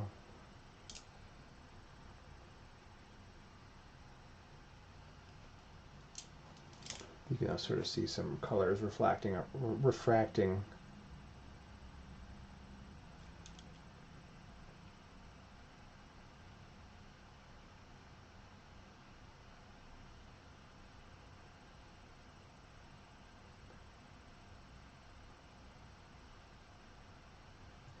My tunes are gone. Let's look and find some more tunes. We keep having ideas to make like a Spotify channel, so that we can all be listening to the same music without having to play music on here, because it can't really.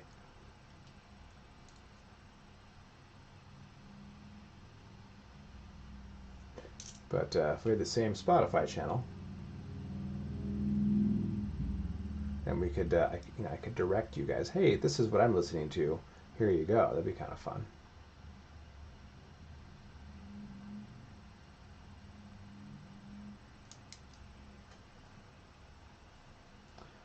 Mouth. That's going to be, where is that location?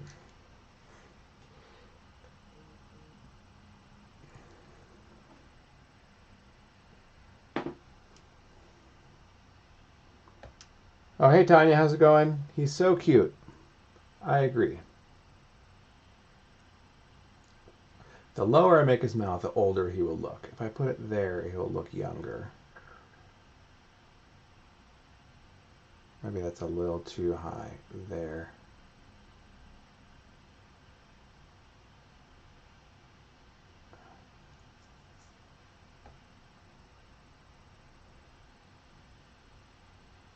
Or there.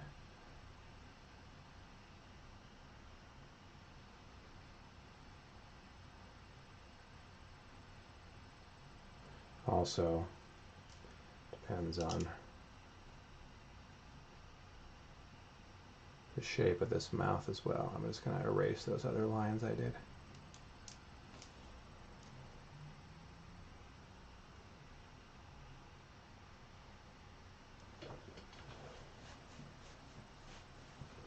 Whoa. Yeah, he's kind of got this bewildered look on his face. Like, maybe I made a mistake.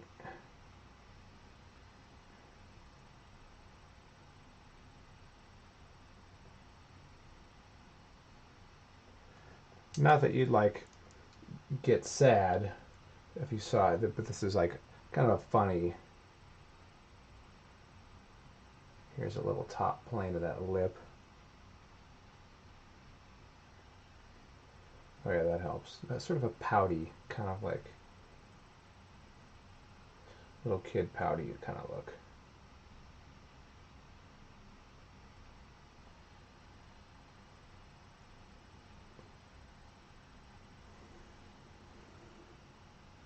That's funny.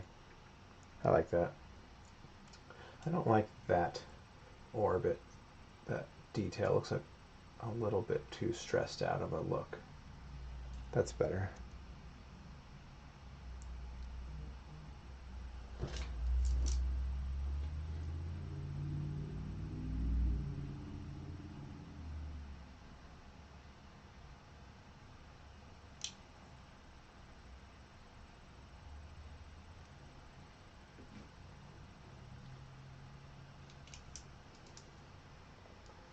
Could push this up a little bit more.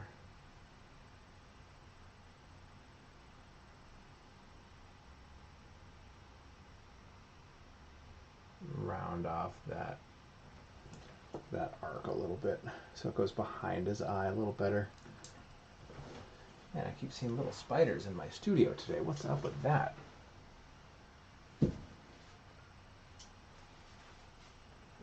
I see sometimes one every few days, but never this many.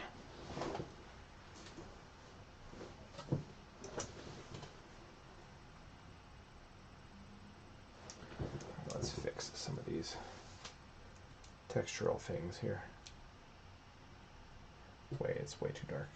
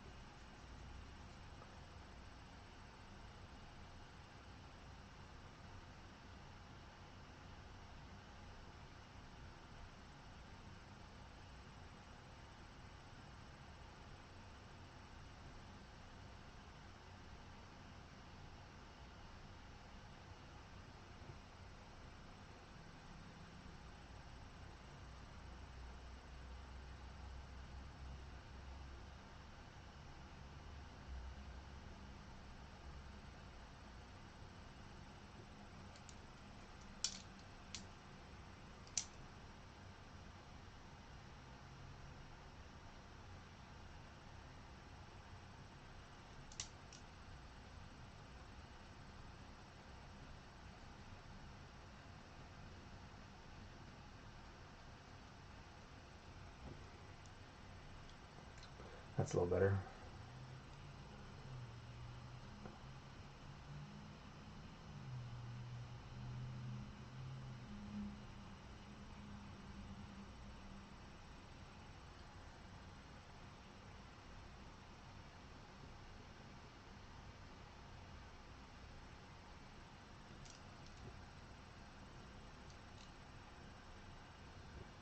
All right, what happened there?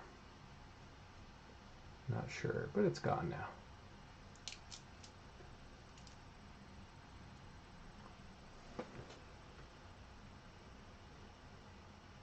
See, now when I let this dry, I can do a couple real subtle light sort of refracting things on him as if it were the ripples from the water shining up on his from the surface, you know.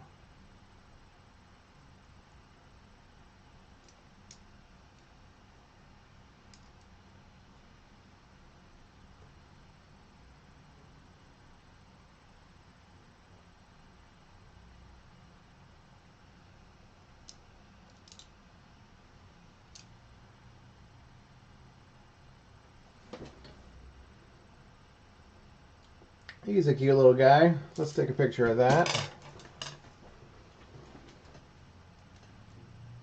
Next phase of the painting. Again, if you're one of our patron subscribers on Patreon, then you get access to these progress photos that I'm taking.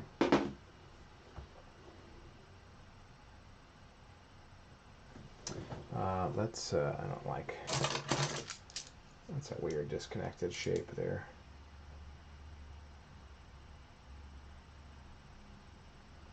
It's a little better.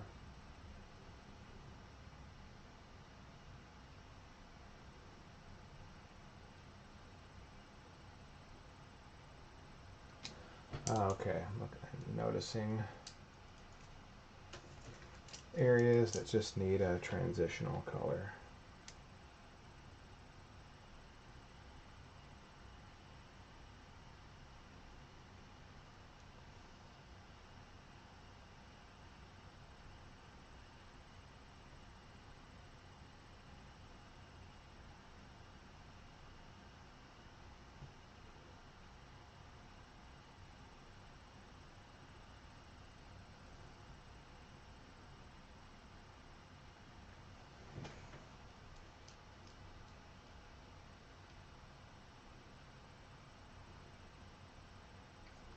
Could use a little bit there.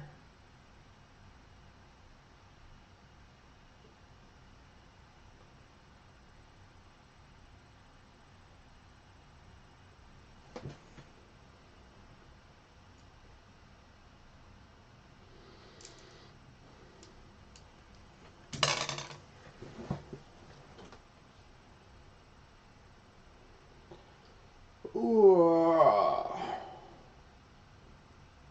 Okay. It's been about 2 hours, not so bad for 2 hours. I got, what, 3 hours left? There's a bit of an enemy here, that anemone. Then I'm going to have to maybe spend some time on. I want to... He's the main focus, and then it's going to get less focus as it gets more the distance. I'm actually going to hide a couple other characters around here just so it reads a little better.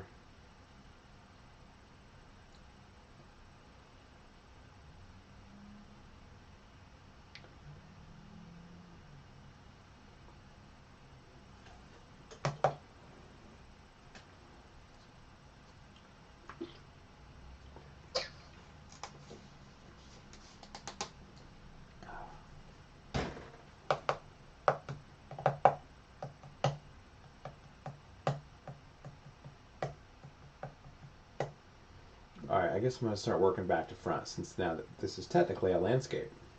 I know it's in the water, it's a seascape, but I'm going to treat it the same way as a landscape. Back to front.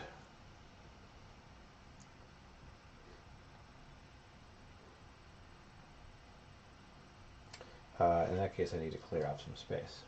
I need all these greens to happen.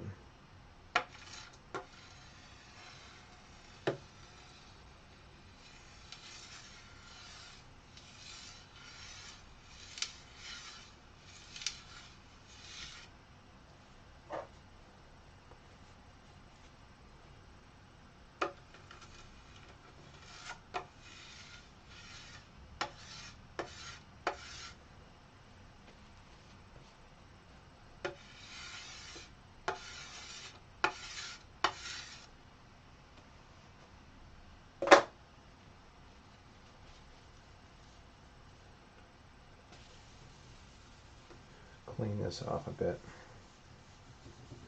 So I love using a glass palette, so I can keep it really clean and I can work really well.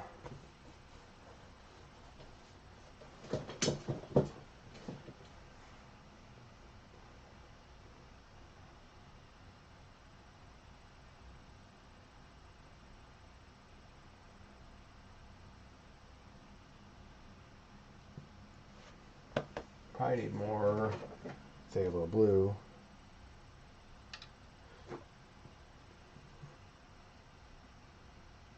Let's get a big old chunk of that on there. That stuff goes a long way, so I probably won't need more than that.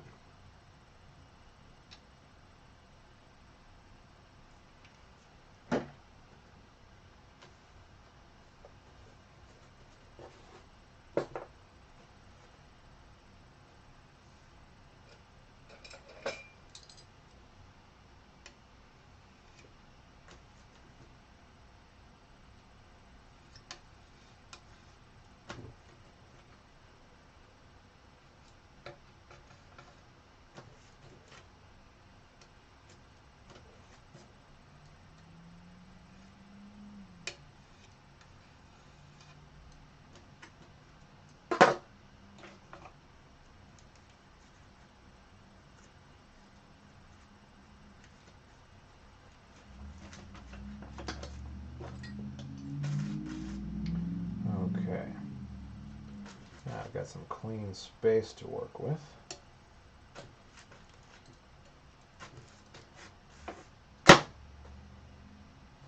I'm probably going to need some of this yellow. Just cleaning off all the red. Because, man, we're going to need some clean greens right now.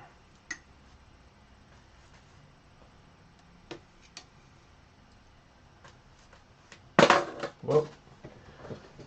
Palette knife down.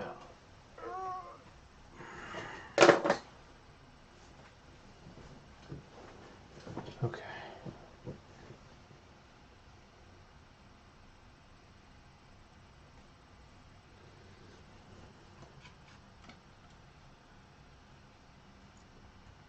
All right, let's go. Let's do, in general, this is not super light value. I do want to have room to make some light rays later, so if I make that too light, yeah, that should be good for now.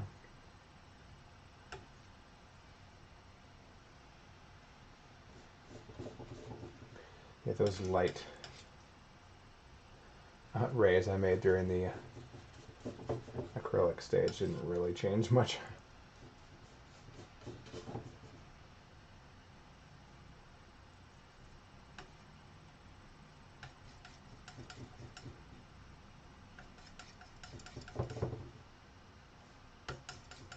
Yeah, this is where it's so light it almost becomes green with almost some yellow in it. In fact, let's put some yellow in it. Tropical water. That stuff gets really bright.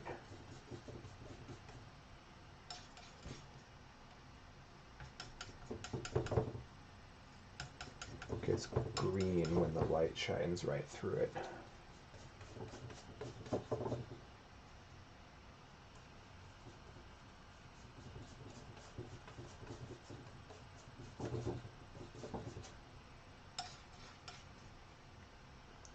Alright, now it's going to start fading to a blue.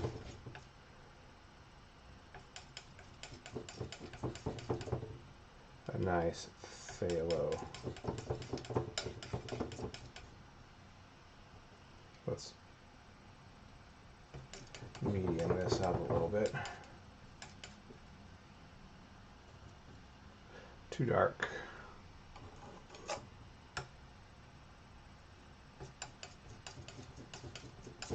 That's a little better.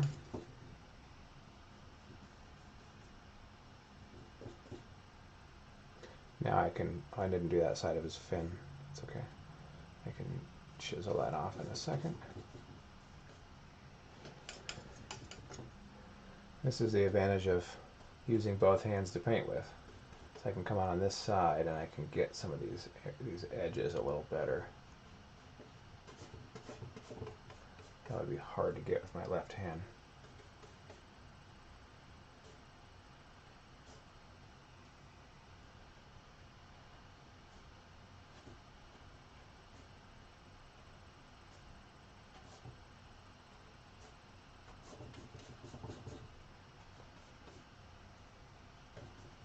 I'm going to try to not make the brush strokes go too perfectly directional, and that would get kind of stale. Kind of contrived and stiff looking.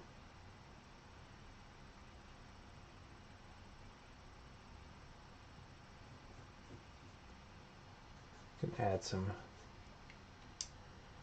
directional strokes with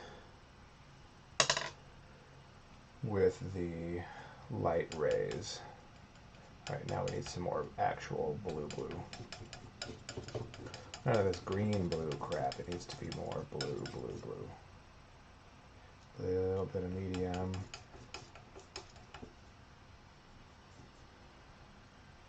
And it's going to get a little darker. I just need to make sure that transition is nice. And not too quick. I'm going to say this is much lighter on top.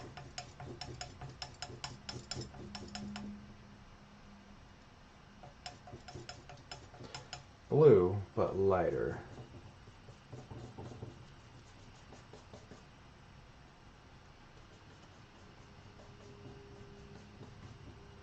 A little too light.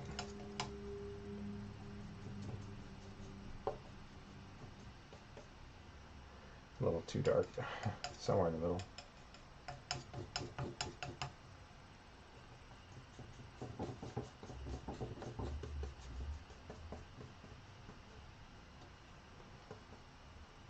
It's coming there.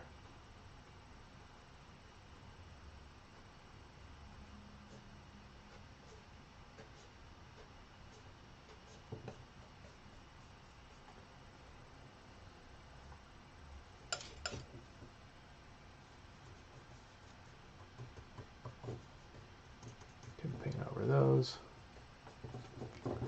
Little sort of grid marks.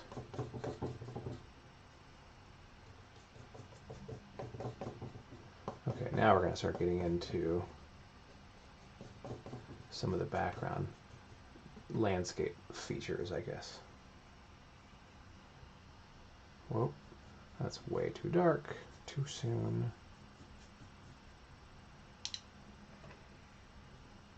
It's okay, I can take that off, sort of blend it in. Wouldn't mind to get a little darker there.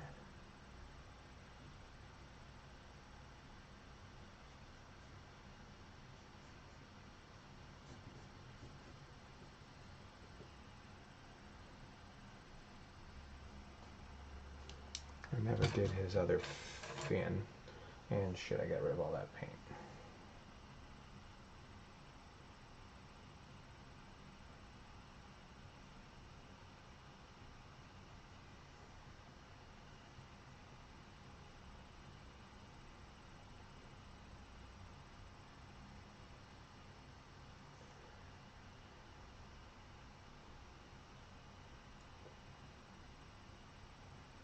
That arcs through like that.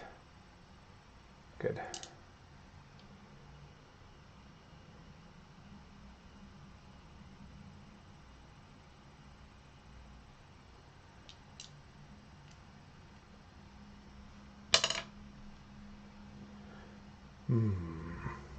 It starts to get darker. All right, again, I want to vary my brush work here. I don't want it to be all the same direction.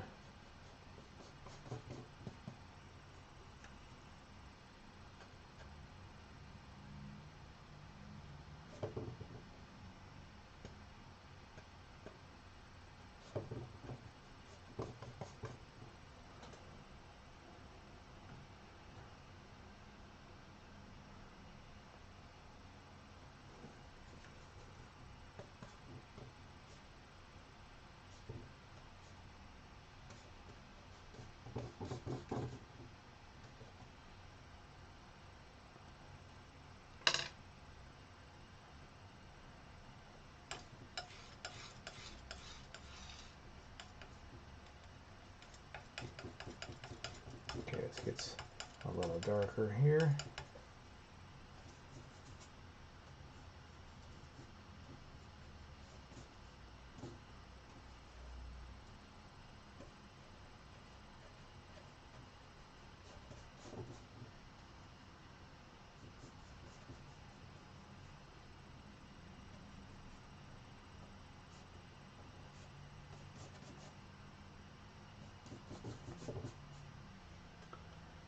Let's bring that, yeah, this dark needs to come up a little higher.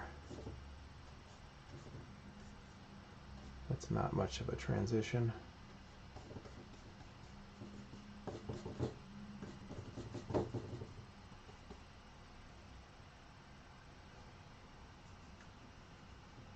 Right there.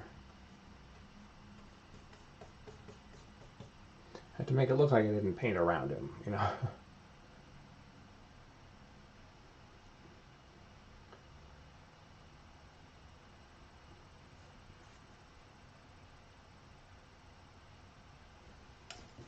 Okay, it's got a little darker, a little more medium.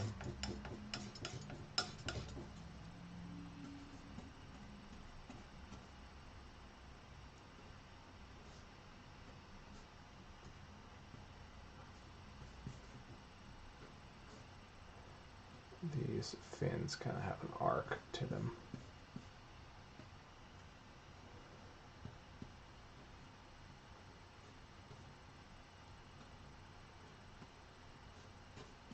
I was pretty close with my little test color there.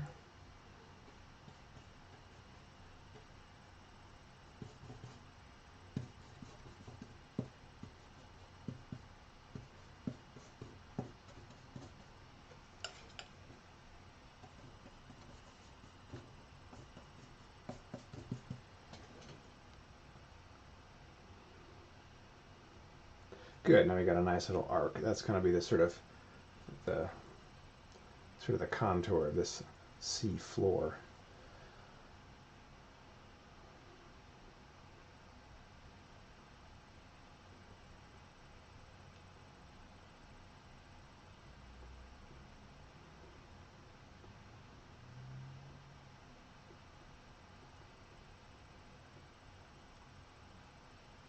All right, let's get some darker paint in here. A little bit of that, a whole lot of that.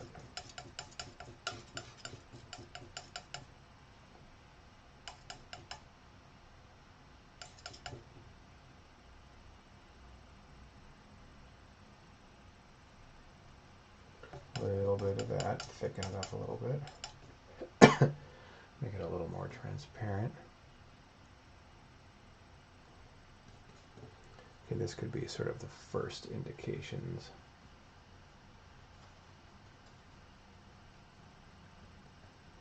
Oh, maybe there's indications of fish and other sort of things happening here.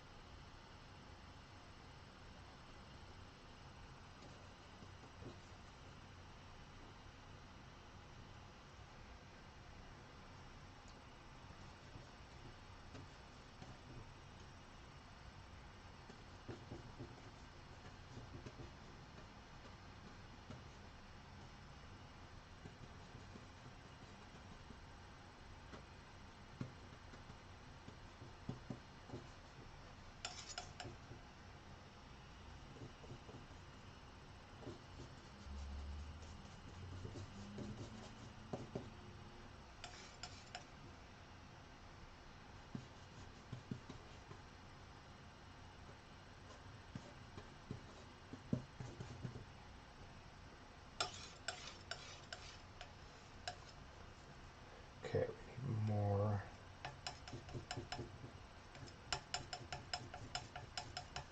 That's a little too blue, a little too harsh. Now I could do a couple of touches of some other colors here.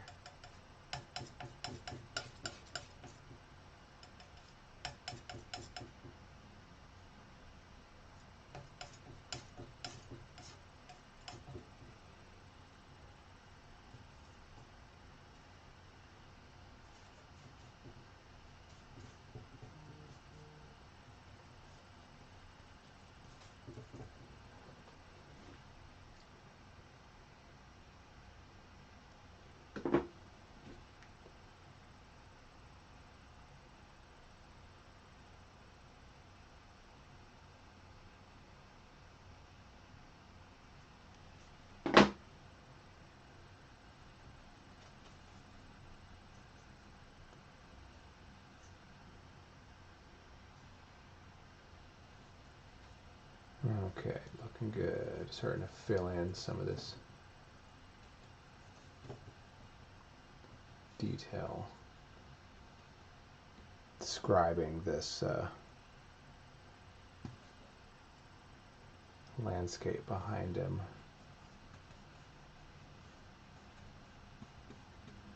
He needs to overlap it a little bit.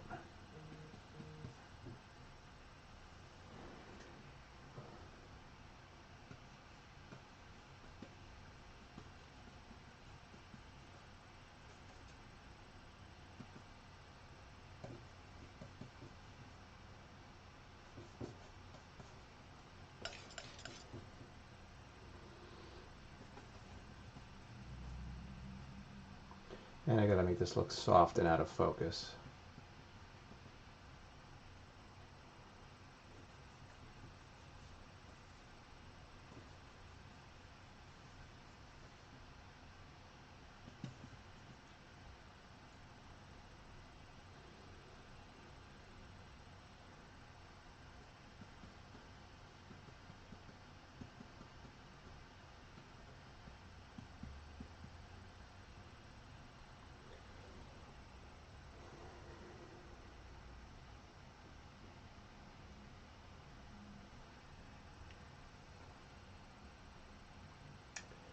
let's do, there's some sort of lighter greens in the distance on this one, like this.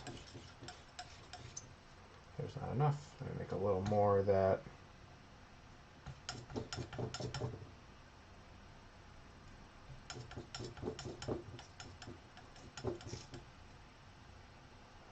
A little subtle bit of coral or something, like a plane change there, as it's catching some rim light or something.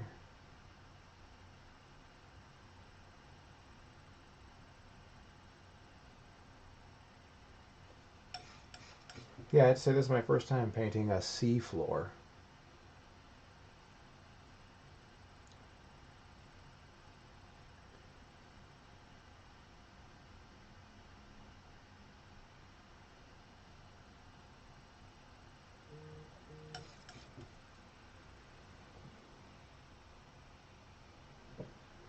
This actually should be a little more blue. It's a little too green. Value's good. Color's off a little bit.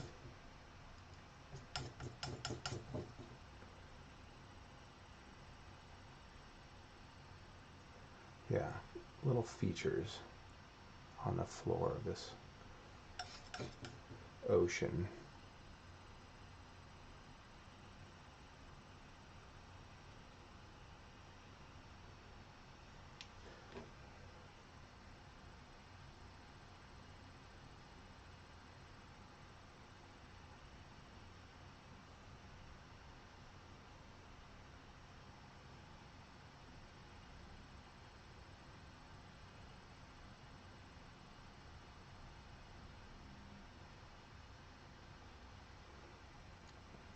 There's some sort of rocky stuff happening. Now we get some interesting colors in some of these as they get a little closer.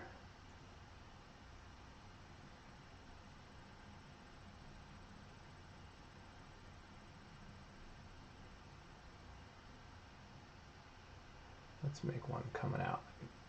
Definitely want to see some overlap.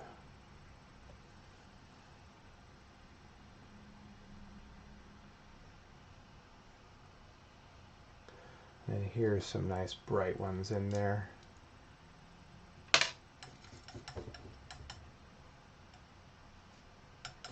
Yeah, I think as they get closer to us, they get brighter and more distinct. We have, in a landscape, we'd call this aerial perspective, how things get further away and they lose their contrast. They get closer to the sky color, essentially. But I'm wondering, you know, same concepts happening here, but much faster, because water is a lot more dense than air. So do you call it aquatic perspective instead of aerial perspective? What's the term, I wonder?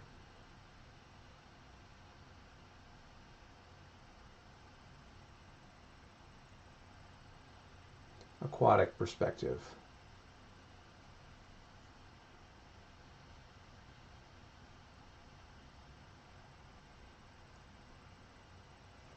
Let's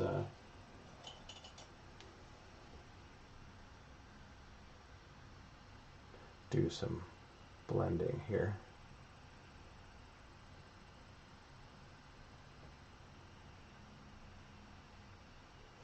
And then this actually could get a little lighter.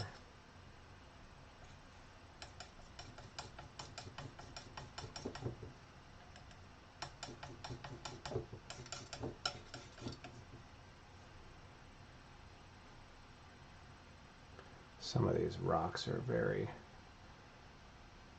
getting a nice hit from that white.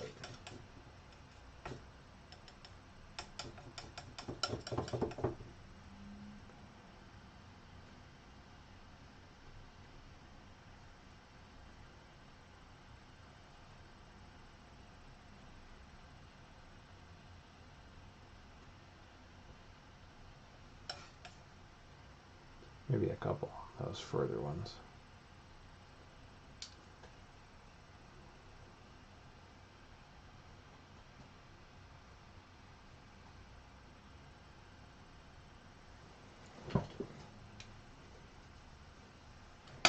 let's say this one's going to be is maybe more of a pink.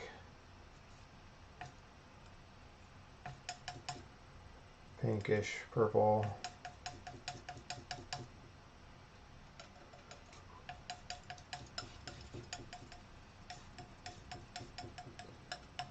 But it's got plenty of blue in it because it's a softer color, more blended with this background because of aquatic perspective.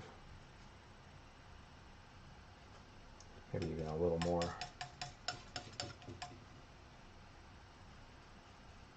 Yeah, it's too green, or too colorful still so far.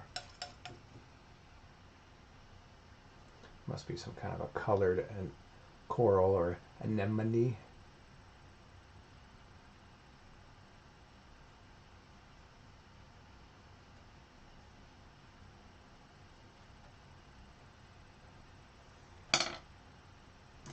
Let's see, I will use a transitional color here.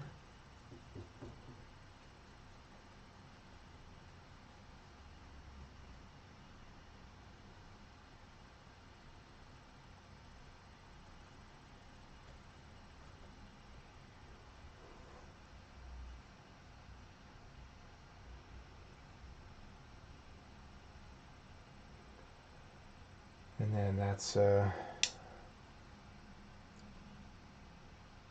that might be even a couple of yellows and other colors in there. I can add those in later.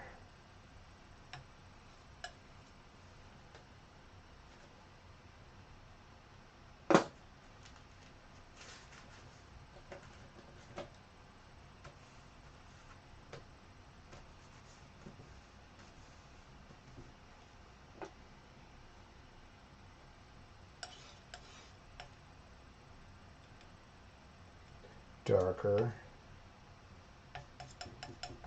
We'll say a little touch of green.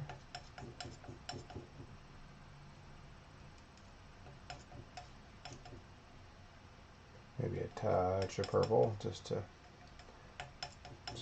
dull the color down a little bit.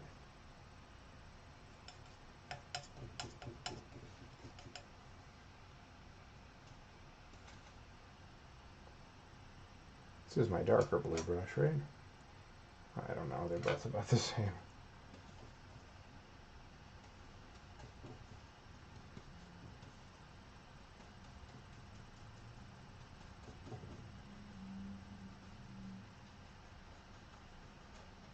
So we got some fun shapes here.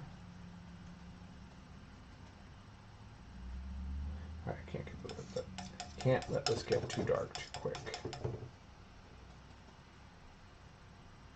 That's too dark.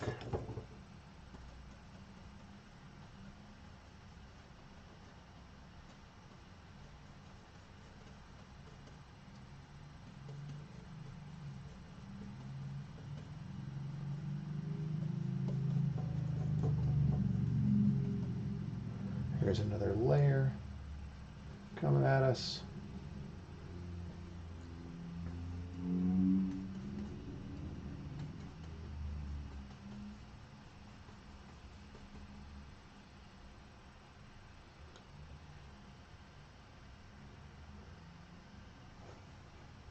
Here's where I could do a little transition. A nice color.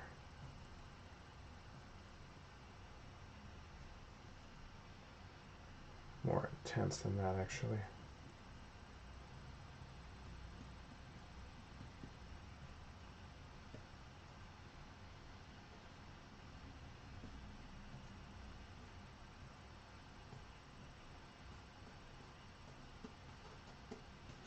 I don't want it to be irregular, but not too crisp.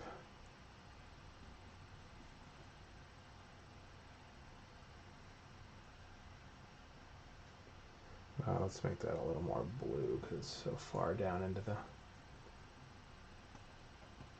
in the pocket there.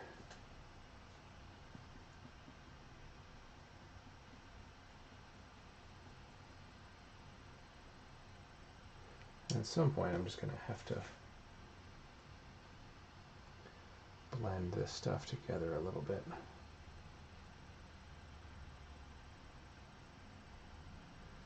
Nice fan brush. There we go.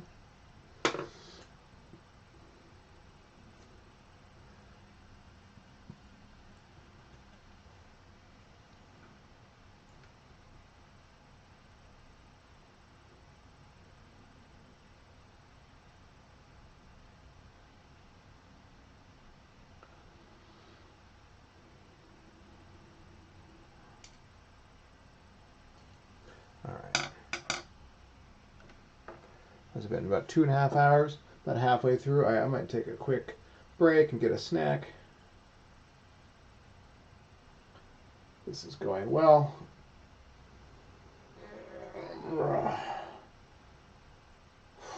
Okay, quick break. I'm going to say 15 minutes. Let's see here.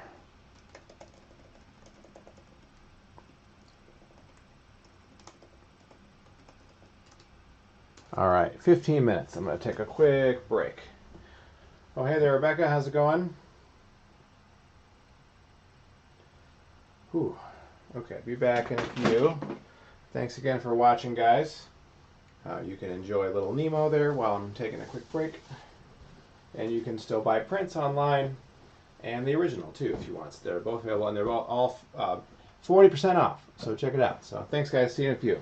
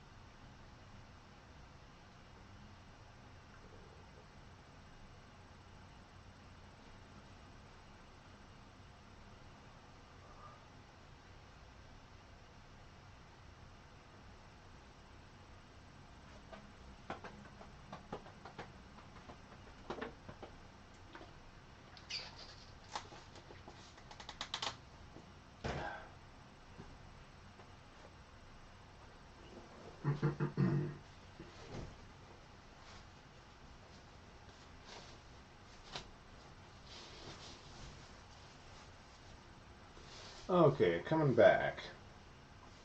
I wonder if I should just almost even stop the feed and restart it just to get some people in here.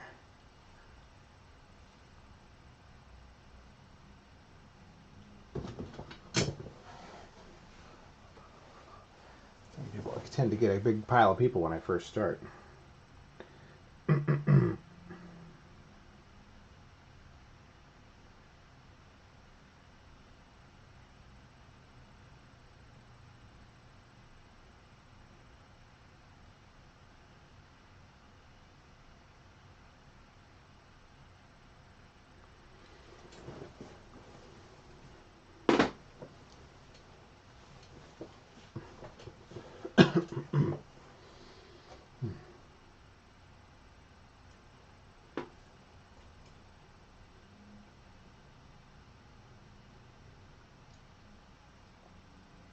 I guess the last half of that video will be me taking a break. I'm going to stop the feed and restart it right away.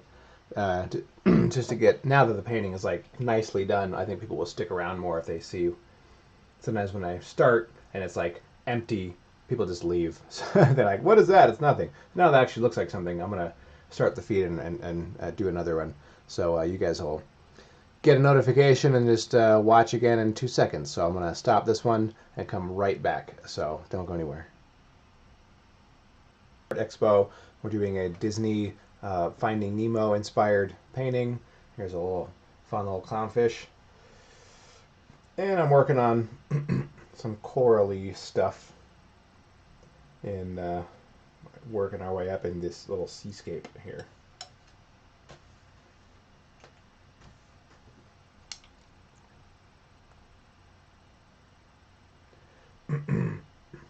Alright, we're going to have some more, a little more saturated colors now.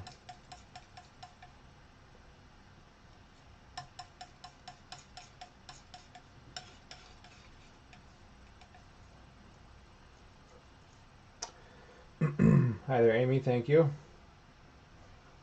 Oh, that's okay. They're kind of get a little blended together anyway.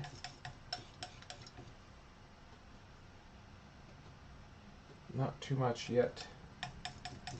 Need to save some saturation for this anemone in the foreground. Anemone, right? Anemone. I'm seeing the word in my head. Yeah. Yeah, that is way, way too orange. Too saturated. Let's tone that down into more of a purple.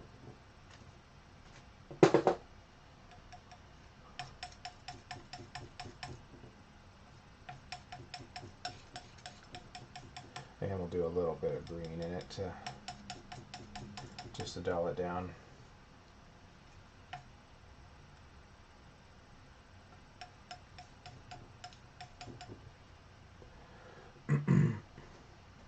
So anybody who's just joining me, I know because I'm using the wrong brush. I've been working on this Finding Nemo inspired painting since about, well, for the last 2.5 hours or so.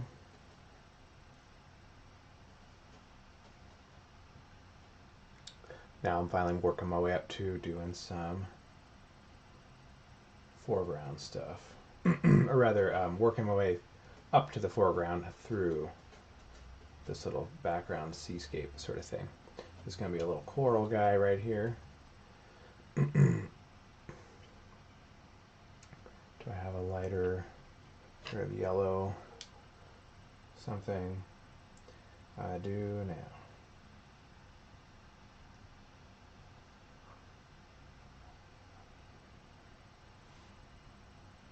Maybe there's some yellow colors in here.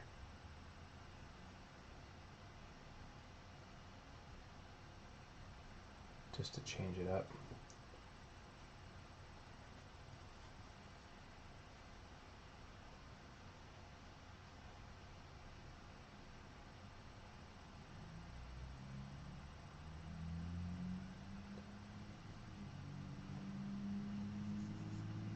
Some kind of fun little coral plant there.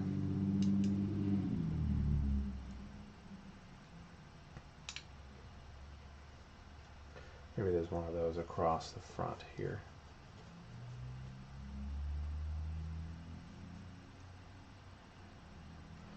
And if you guys are just tuning in here, to let you know that we do have prints of this piece available for 40% off right now during the live stream.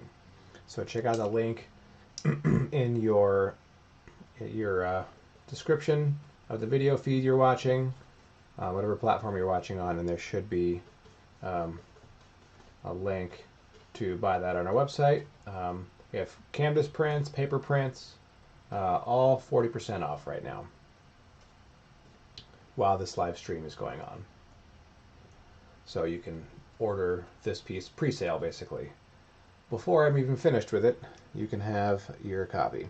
Hi there, Shannon. How's it going? Thanks for watching.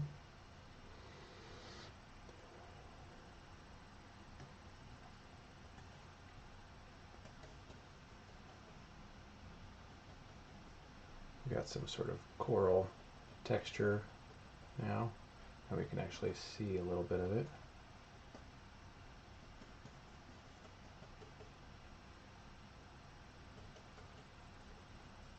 And for those who are just tuning in, as a bonus, when I'm finished with this piece in the next, I don't know, hour or so, a couple hours, I'm going to finish my Pirates of the Caribbean piece that I started last week. Going to add some fog and atmosphere and stuff like that. I just needed to wait for the paint to dry. So you get a bonus on that one. Maybe I'll do that on these live streams. I'll use if I have any work to finish on another painting, I can just let's say this little Nemo piece here. I might need to let it dry over the week before I can finish it.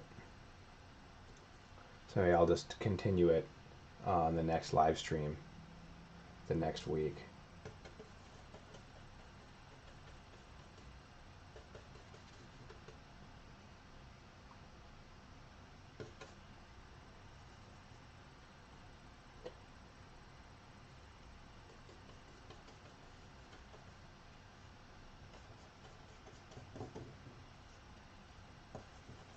Alright, this is going to be all pretty dark in here. I'm actually going to use this little space to hide a couple other characters.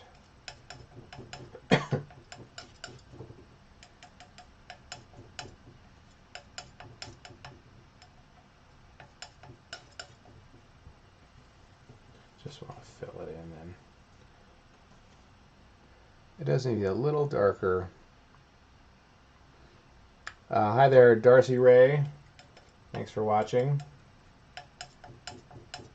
And yeah, get Brianna in here. What is she doing?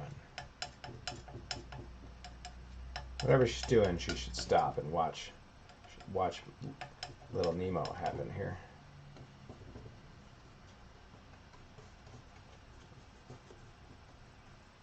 I don't want to pile the paint on here because I do need to add some characters in here. The thicker the paint is, the harder it is to paint over.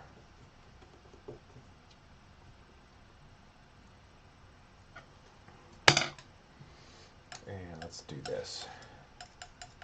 Need to make this a little bit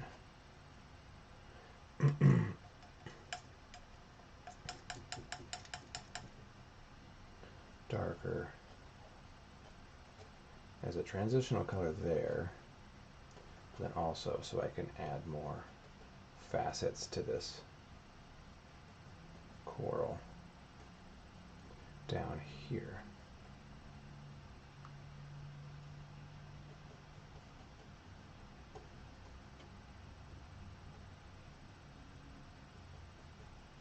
And these edges all need to be really soft.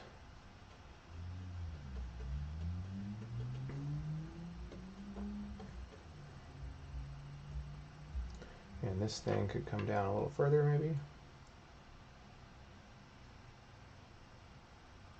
Maybe there's a darker version of this down here somewhere.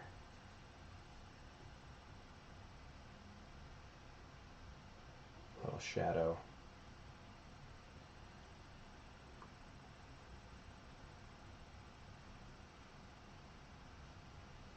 Whatever that little plant guy is. Oops, picked up the wrong color. Wrong brush.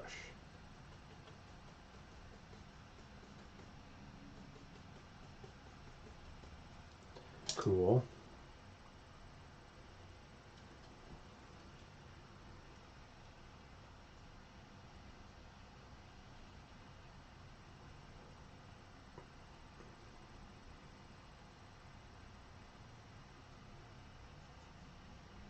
Way lighter than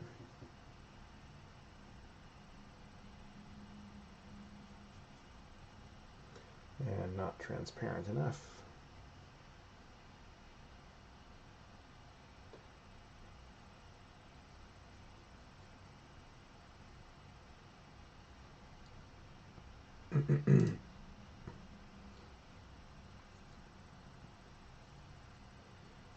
Let's add a little more of this down this way.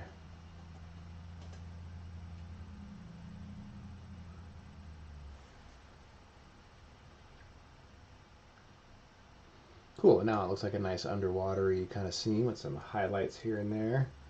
Maybe I'll put a couple more highlights back there. Is this a good highlight brush?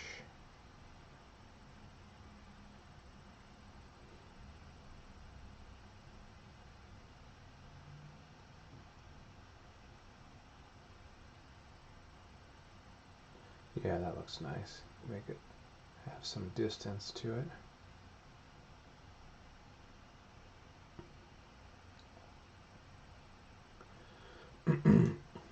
Okay. This sea anemone in the foreground is going to be, I think, nice to have our viewpoint sort of something to hide behind almost. I kind of like that. Hi there, Cynthia. Thanks for watching. Let's do this. Let's say dark purple, bluish, and we'll use some of that. Yeah, I'm going to do this as an extreme foreground.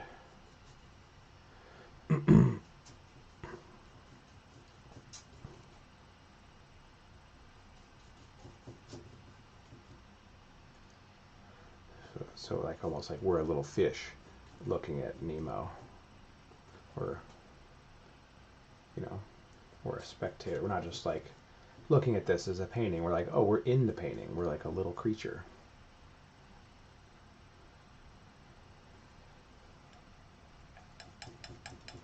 I add a little bit of color there.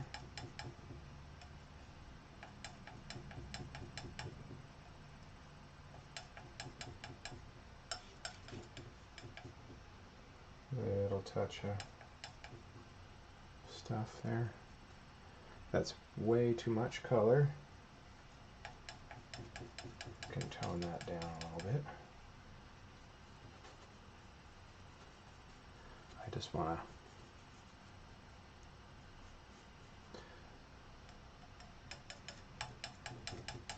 that's really showing up as a bright amount of color.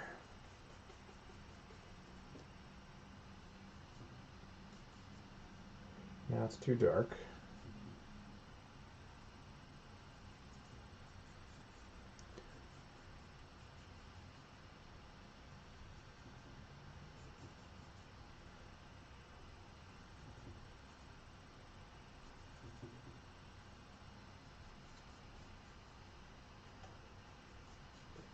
I just need a nice gradient here. Ooh,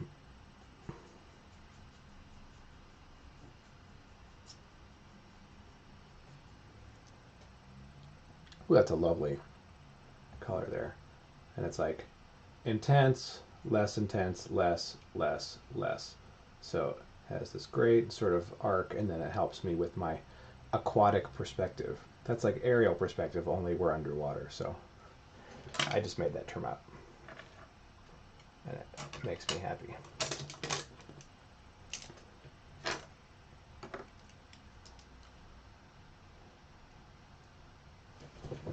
All right, now this thing's gonna have some little branchies coming out, little fingers.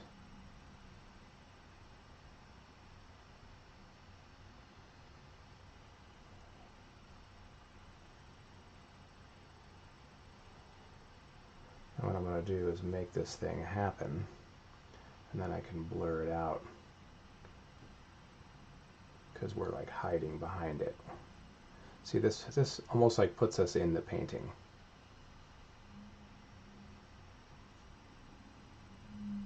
Or it will.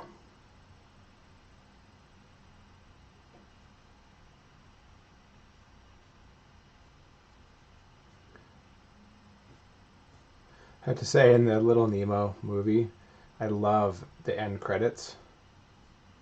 How it shows all these like awesome close-ups, like almost abstract close-ups of these beautiful aquatic sort of creatures and things.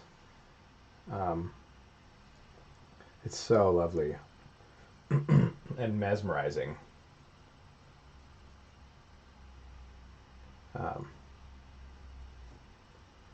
Yeah, I quite enjoy that.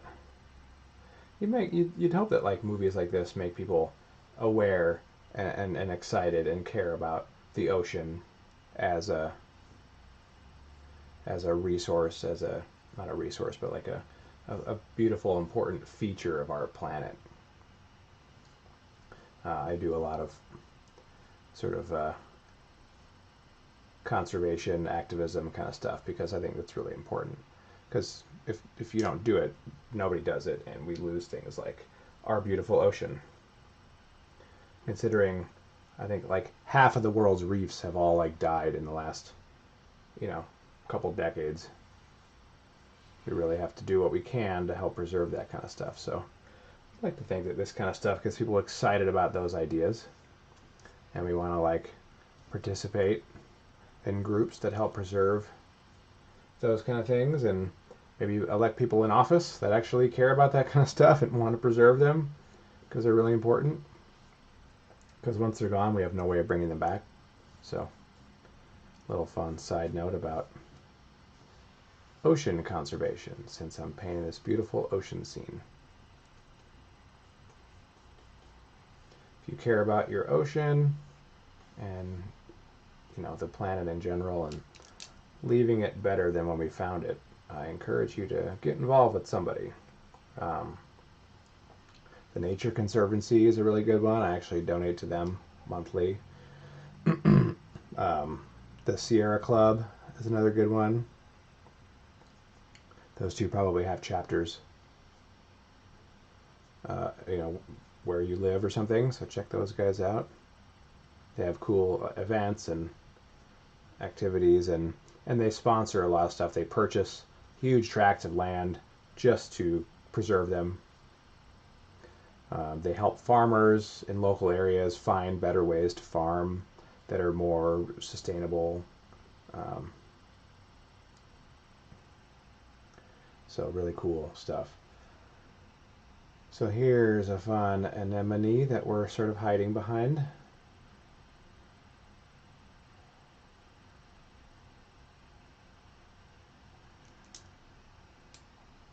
Let's do a couple nice, dark, juicy ones.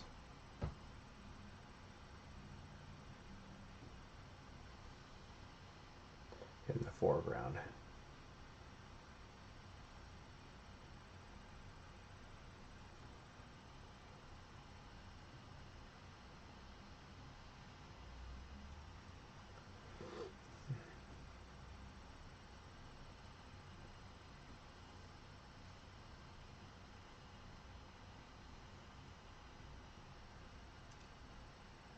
That looks awesome. But the bigger ones are real close. So here, I'm going to do this. If I can blend some of this a little bit.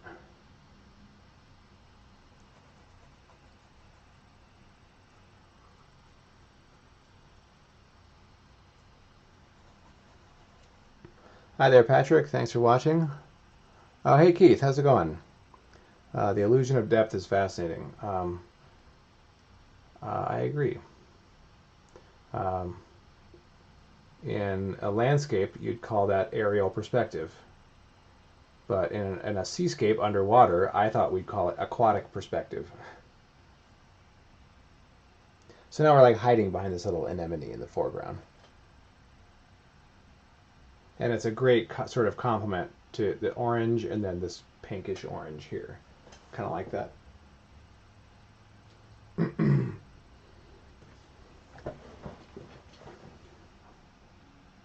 Alright, now let's add some little fun guys swimming around.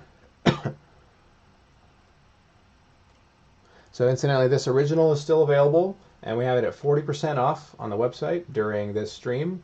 So if you're an original collector, this one is still available. Nemo seems pretty popular today, so I wouldn't imagine that will last long, so definitely check that out. And we have prints available for sale as well, also 40% off.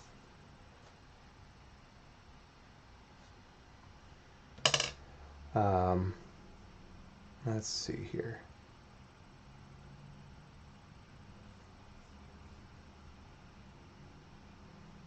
I'm going to indicate somewhere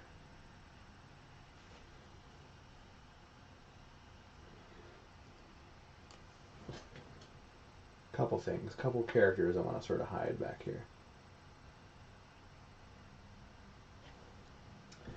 I'm going to put Dory and Marlin right here as a blurry sort of thing. Almost like they spotted Nemo and he hasn't noticed yet or something. And then I'm going to put Crush up here like a little silhouette of him sort of in the distance. So, you know, sort of Easter egging some other little characters in there.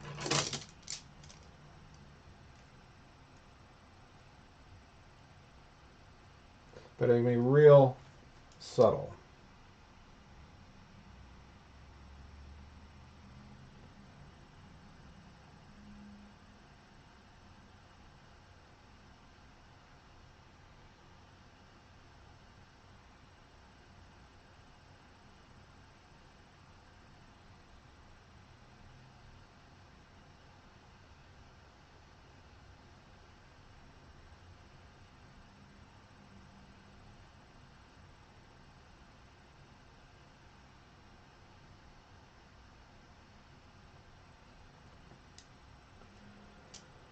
There's a good yellow brush. Don't have one. This blue will do. That kind of yellow will be more like a dark green. She's got, I don't know what kind of fish this is.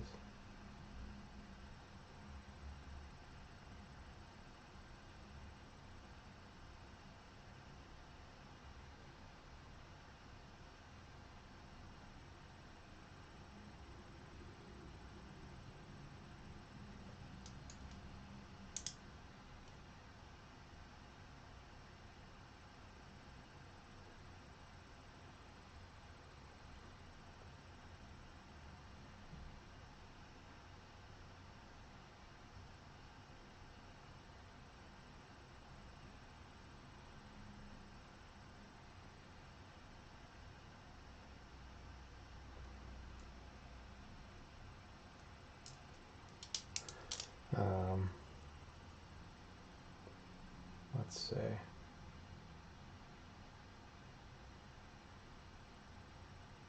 some little funny eyes there. A light, maybe more of a blue for maybe some sort of highlights.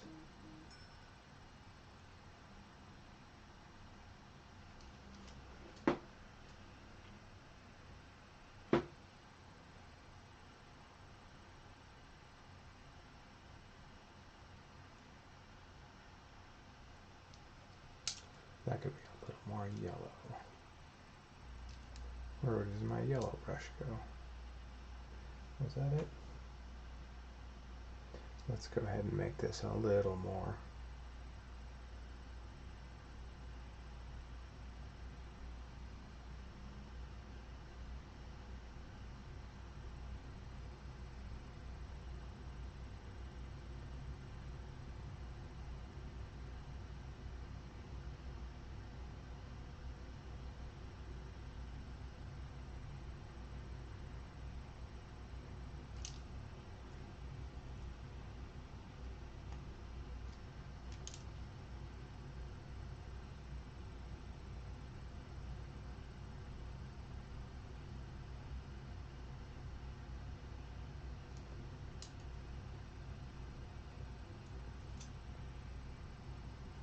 She has kind of a little fin.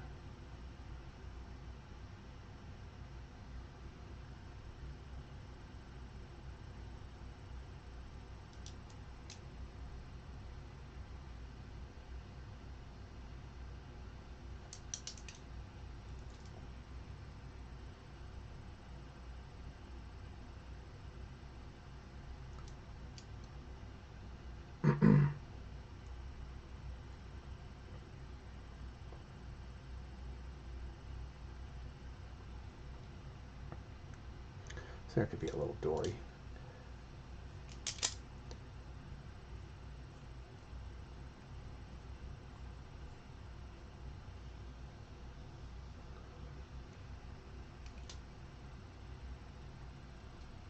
And then here could be a little marlin.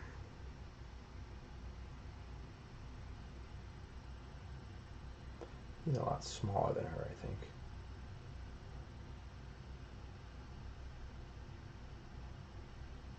I want that to curve.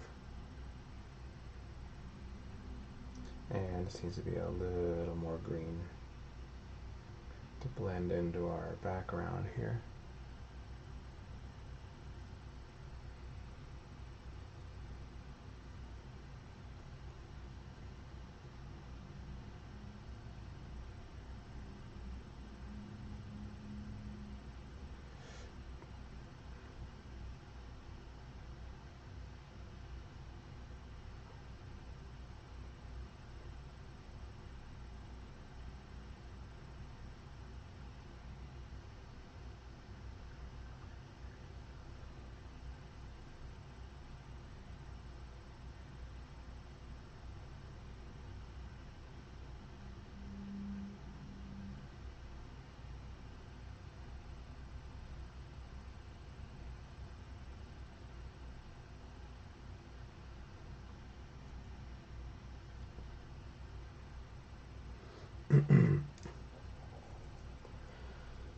Let's raise this up so you can see what I'm doing.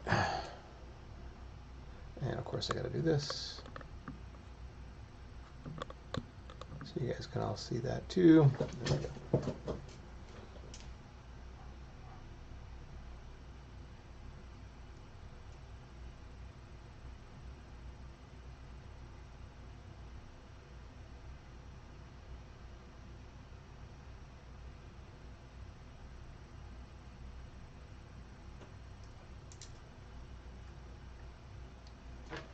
Let's make this up. I got a dark blue.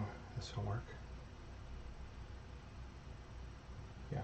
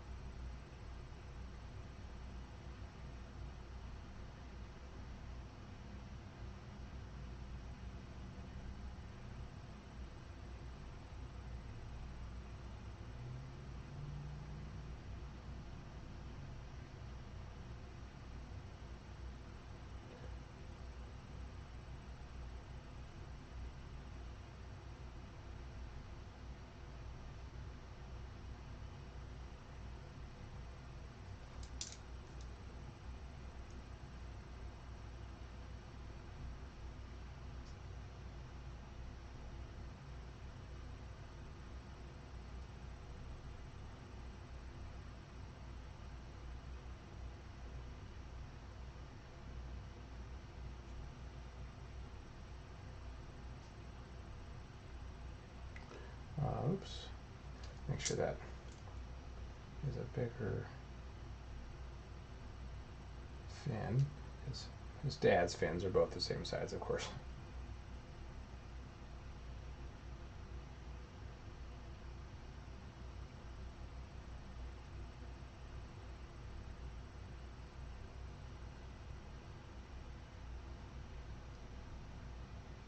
So there's, oh hi there Colleen, thanks for watching. There's Marlin and Dory sort of about to spot poor Nemo, who is like bewildered as can be.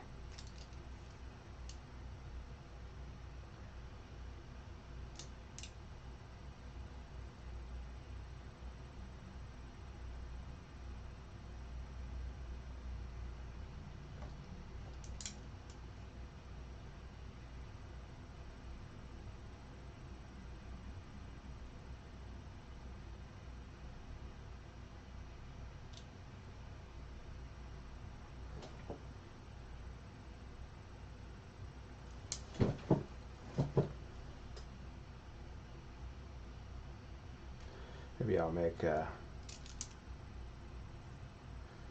Dory a little more prominent with this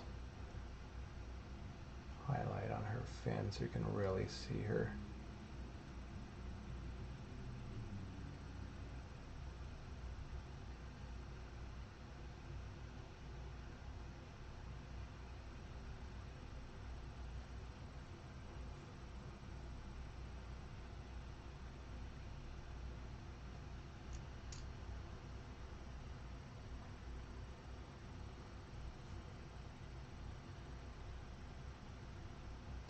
I'll even do a touch on the bottom, just to really carve her out of the background.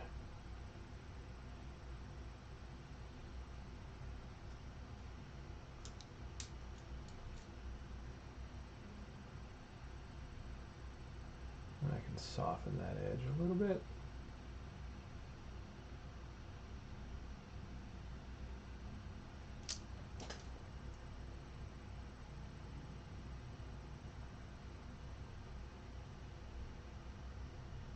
That's fun. Okay, now I'm gonna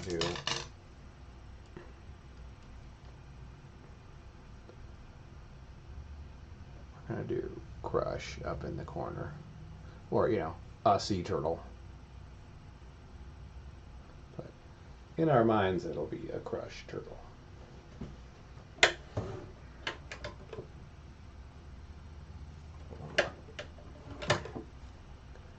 Mm-hmm.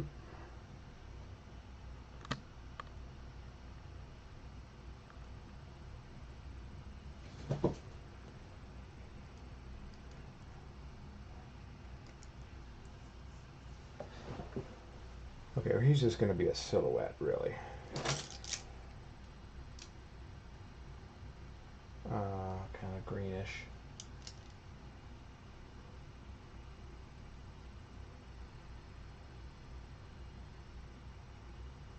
Is that where I want him? Even? Yeah, it's somewhere up there. It's fine. Like there. There.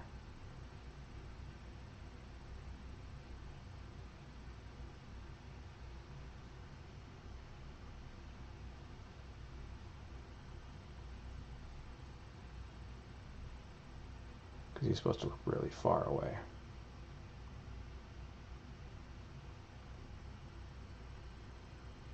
There's his big old head.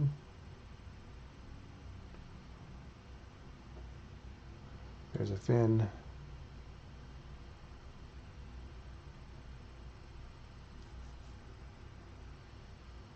There's a fin. And then his two back fins are sort of just floating back there.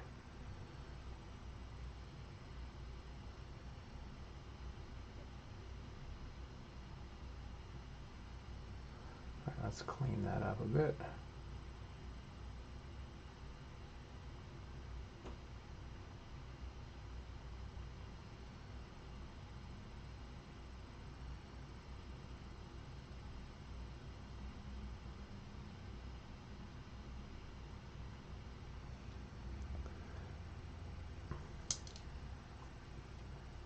Gotta make that unmistakable.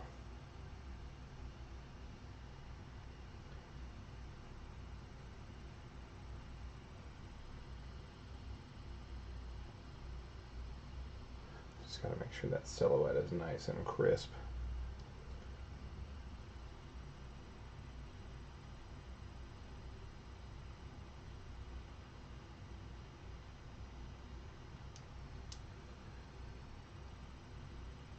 Maybe make his neck a little skinnier.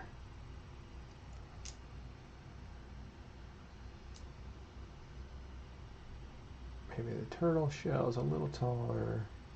Kind of looking at him from underneath. Here we go.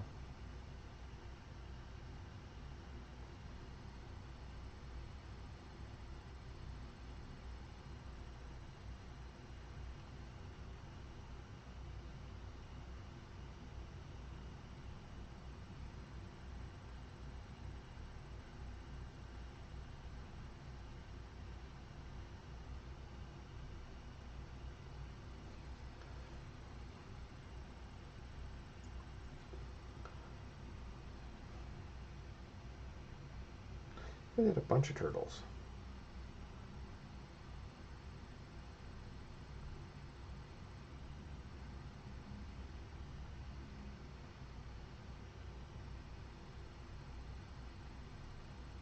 What if I did like the migration?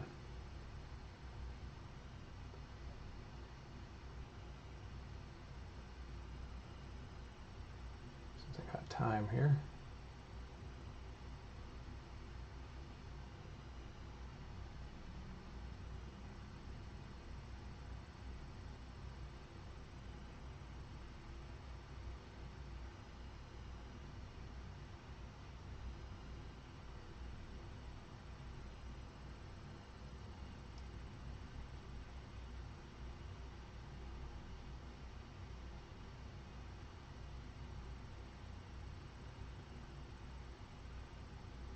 We'll do the little baby turtle up here.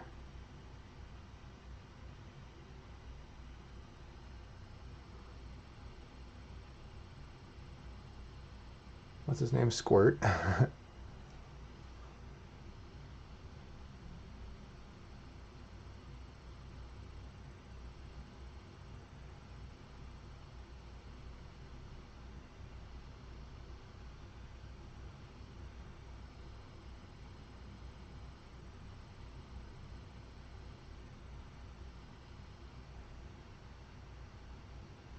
Yeah, we'll do a few turtles, like going off into the distance here.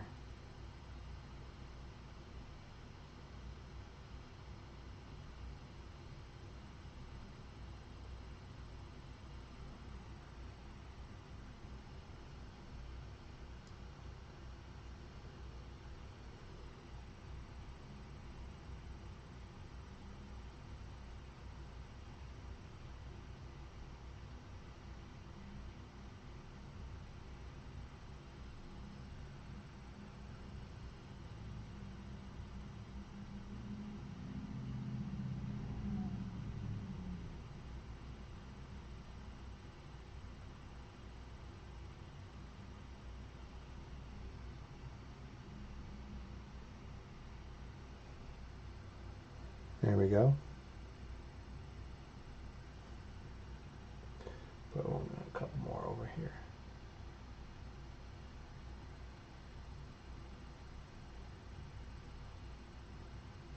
So as I get further away, I have to indicate less and less of them.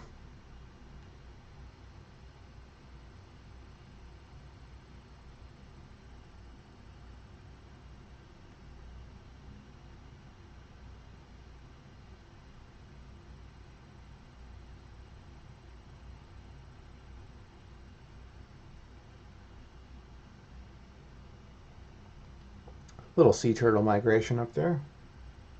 Now I don't want to do too many other characters now to distract from my May months, but otherwise it looks like I might be almost done with this one. Maybe I'll just add some more color to the reef down here.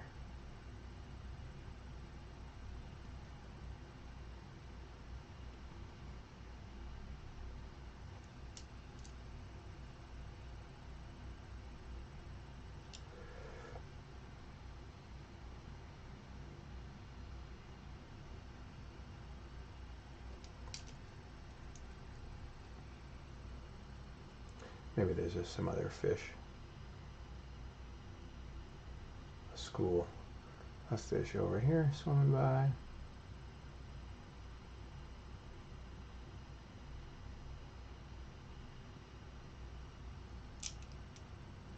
Look at that, a couple brush strokes and it's a school of fish.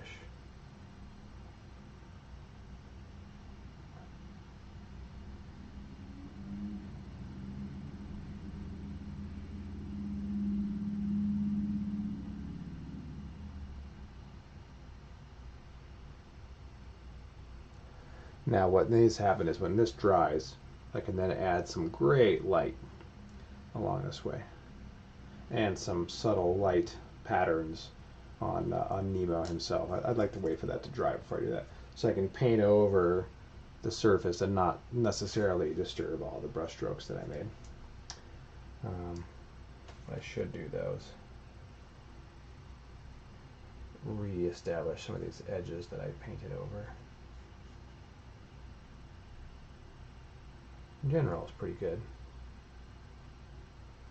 And didn't do much damage there.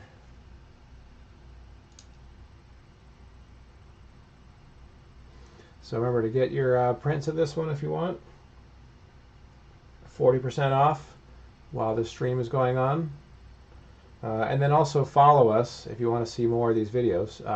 Tomorrow I believe I'm doing the crow from Maleficent.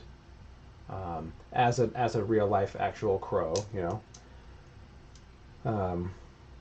And then Sunday I'm doing, what am I doing Sunday? I'm doing Pascal, the chameleon from Rapunzel, from Tangled. So again, more in a lifelike, realistic looking animal version. So, oh Jim, that's a cool sentiment. As a dad with a son with a disability, Finding Nemo is your favorite. Yeah, that's pretty cool. I can appreciate that. Well, good. I'm glad you like it. Thanks for watching. Let's darken this as it's like a turning plane.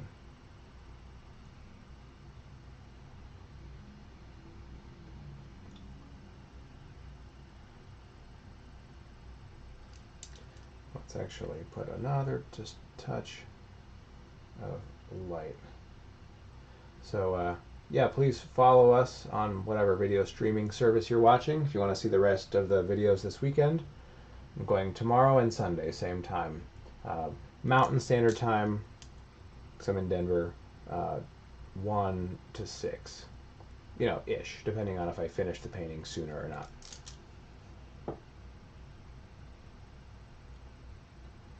So those are the prints. Thanks for posting that, Nick. And then, yeah, we also have a Patreon page. If you'd like to see, if you'd like to support the gallery in general, please follow our Patreon so you can subscribe to the gallery and get all kinds of cool exclusive rewards and benefits and bonuses and stuff that only our patrons get.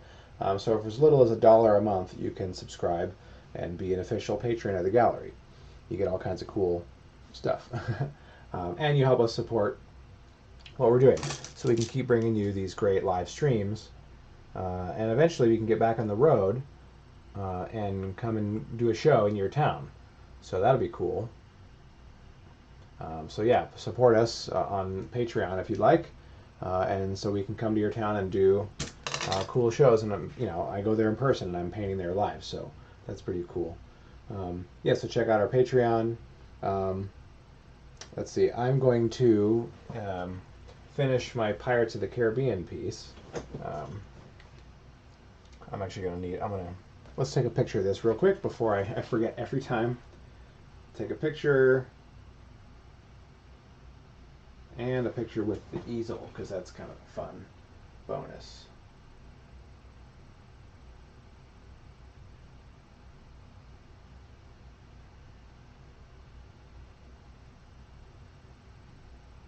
How are those coming up?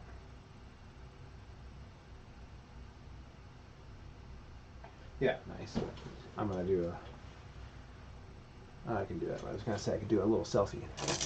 Selfie with my painting.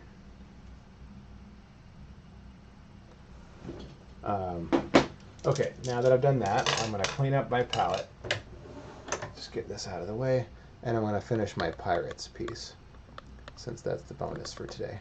So I adjust my camera. you guys can continue to enjoy looking at Nemo and his beautiful ocean habitat. And I welcome any questions also. I don't always give super thorough answers to questions when I'm painting because I'm just focused on what I'm doing. But I welcome them now. If you guys have any questions, feel free to jump in there. Just type them in the comments. And I can answer as best I can.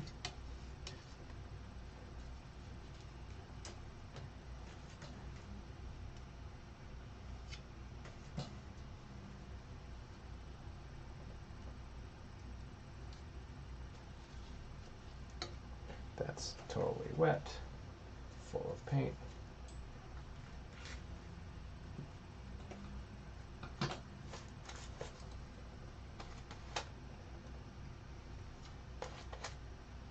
Okay.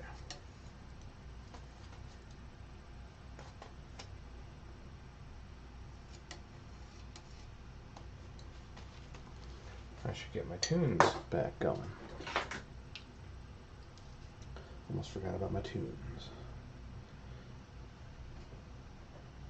I quite enjoy listening to music when I'm painting. I don't blast it or anything. In fact, sometimes it's even hard enough to listen to really, really good music because then I can't paint. I'm way too focused on the music.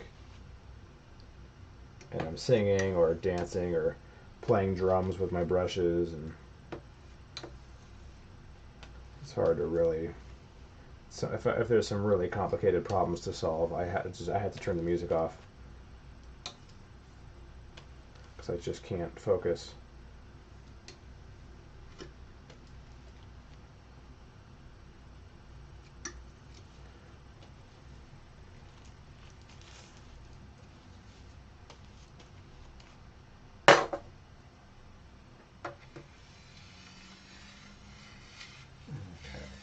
Scraping all this off just to clear some room. I'm pretty much only going to need white and maybe a little bit of green to finish, but I just want to make sure it's clean. It doesn't have all these other colors mixed in it.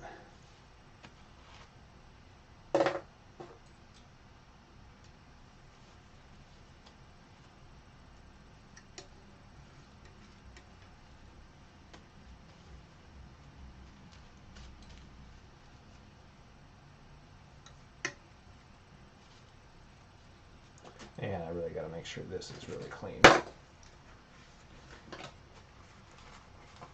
I mean, some unexpected colors, I guess, wouldn't be terrible. You never know.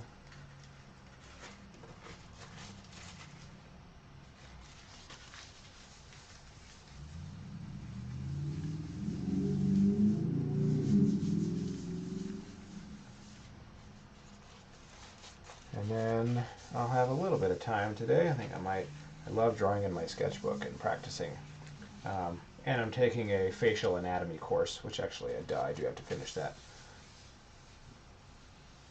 I probably have homework to do too. Haven't had homework in a long time.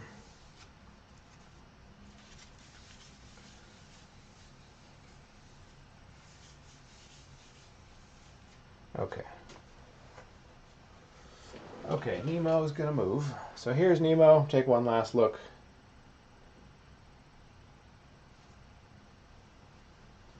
And get your print. While the stream is going for your 40% off deal. Okay, Nemo's gonna go over here.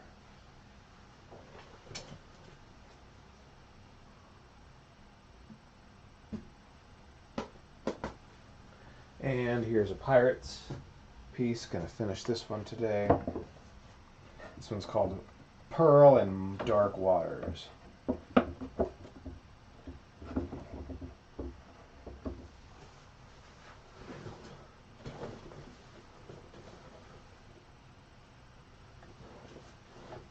I can lift this up one or two. Good.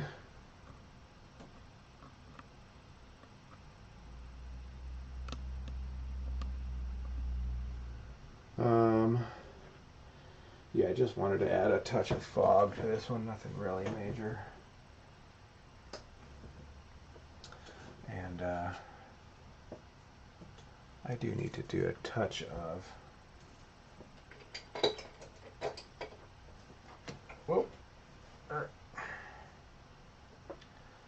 some of those areas got a little,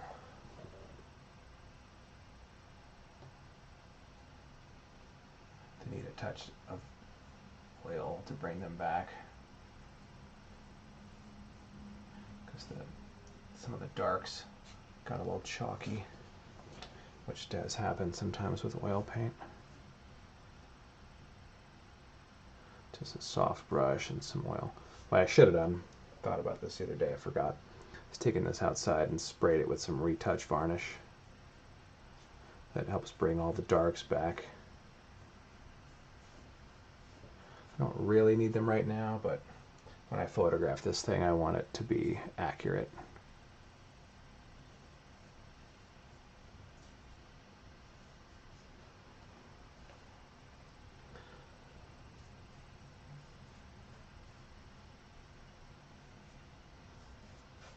If these darks aren't properly there,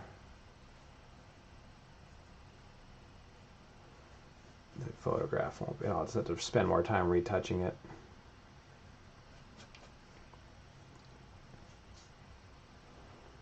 That's pretty good.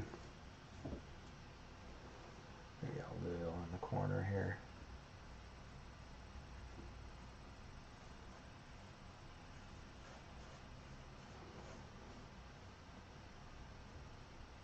Of course, it makes it shiny again, which I don't necessarily want, especially when I'm photographing it, because then it reflects light, or it reflects me in it. Like, if anything, I just need to make sure it's uniform.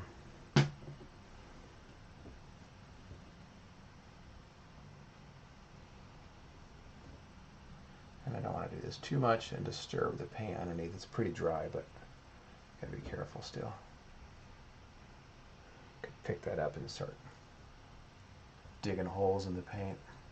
This is a solvent-free gel, so it shouldn't disturb, it shouldn't dissolve the paint or anything. Okay, now for some fun.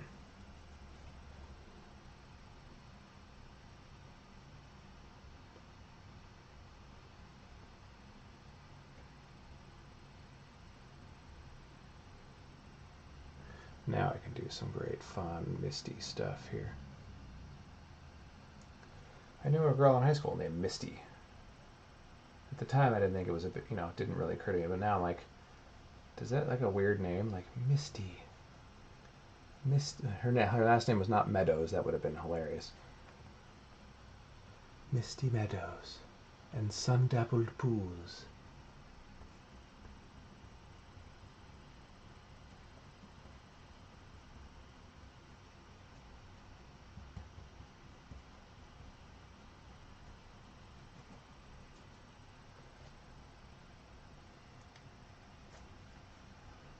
Let's do some more back here. This will help bring the ship out from the background too.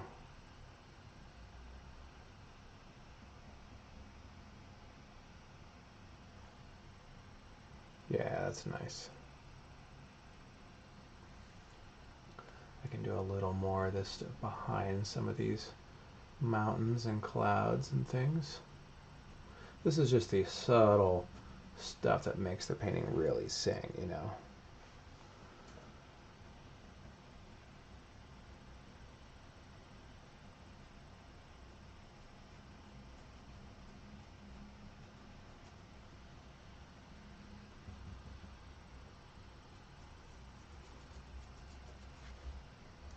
do a touch back here.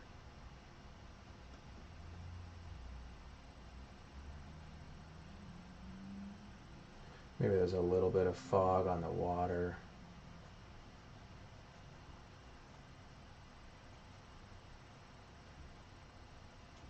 Sort of floating there.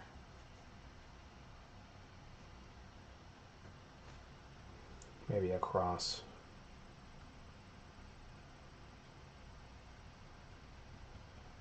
the ship here or something. Totally just making this up.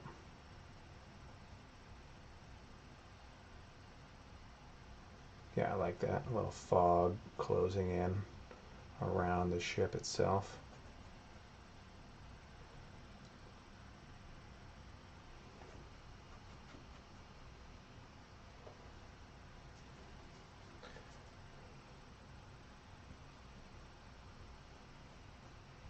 That's one place where if you do paint in acrylic, that does have this advantage, is that it dries much faster, and you can do this kind of thing immediately.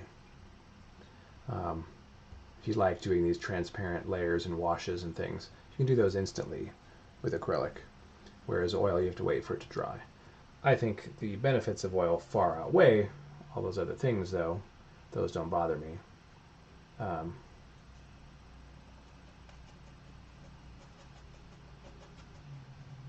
I don't mind waiting a little bit.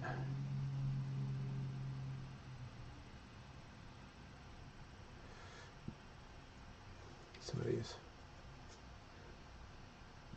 little glowy things need more of a glow around them, these little shimmers.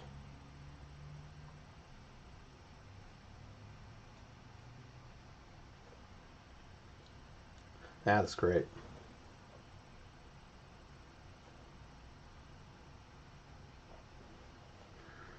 Let's do a little more fog over the city. Maybe we'll connect these mountains even a little bit.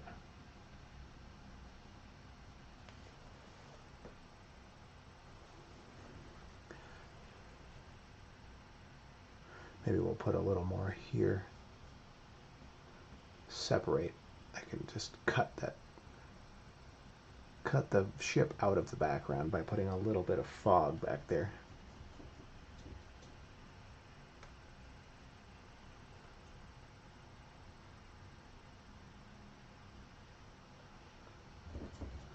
We'll put a little more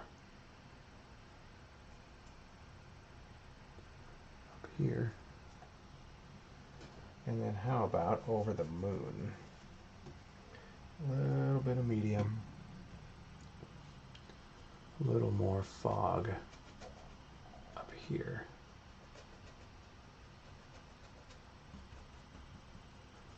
Yeah, this painting was good before, but now it's going to be really good. Maybe show some poking behind those sails there.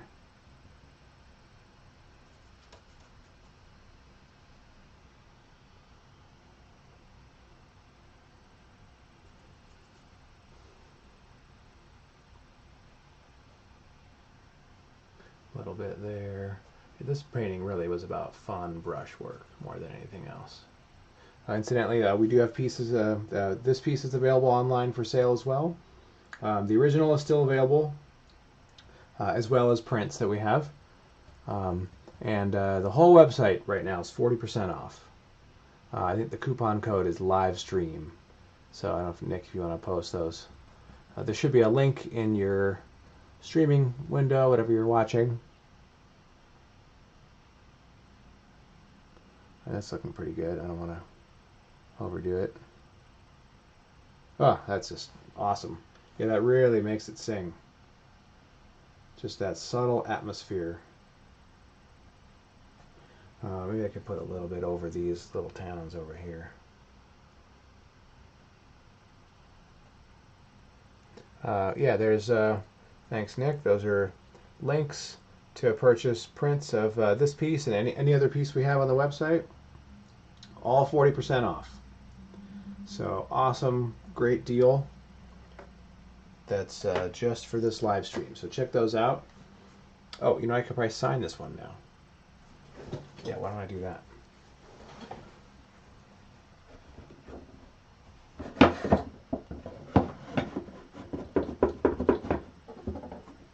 People like to watch that kind of thing.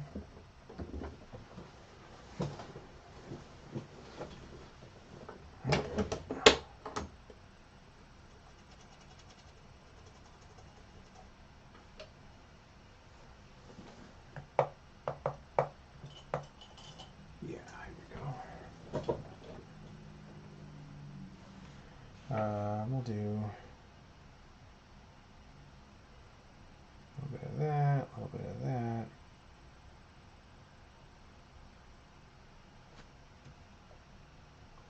bit of that. Need some more paint.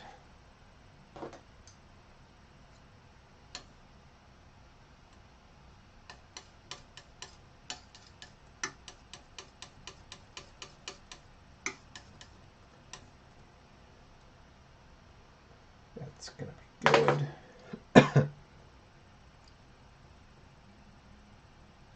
I need a little more paint. Too much medium and then it starts to just feather everywhere.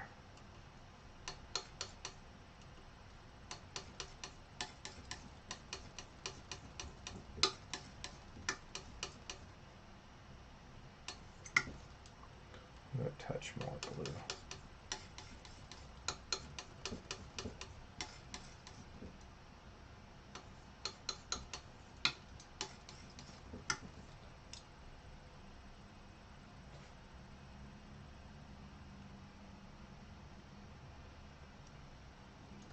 Just a little more blue.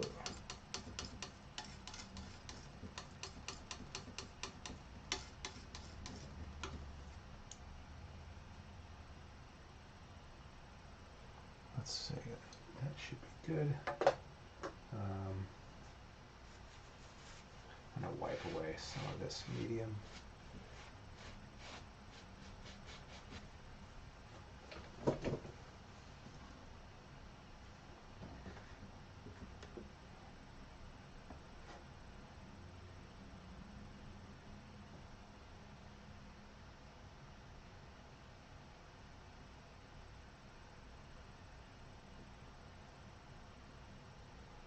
And I got a long name to sign.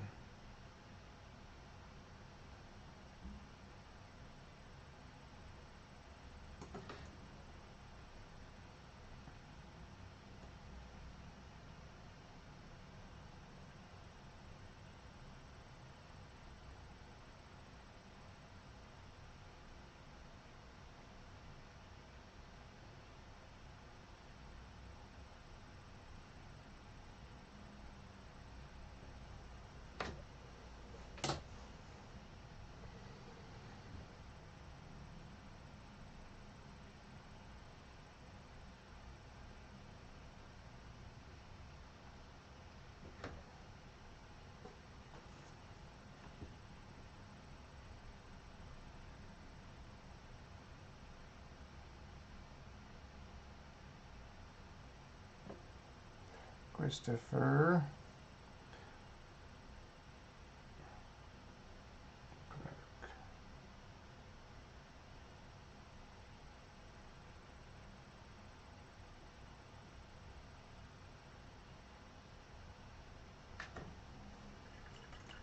Beautiful.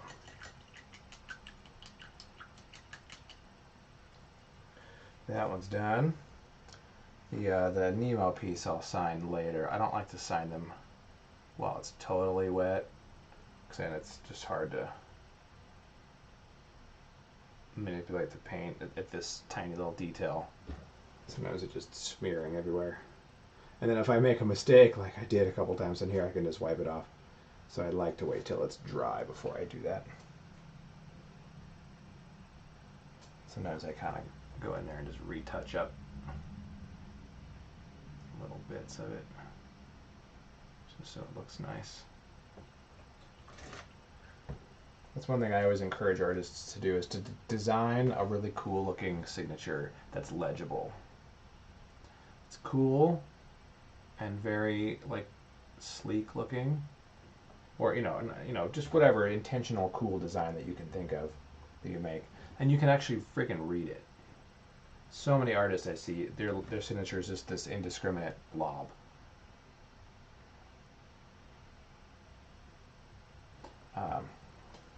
I admit, when I sign my prints, I do a much more simplified version of this. That's the C and then just 2 lines. Because when I sign thousands of prints in a weekend at a show, I can't do my whole name. It gives me carpal tunnel.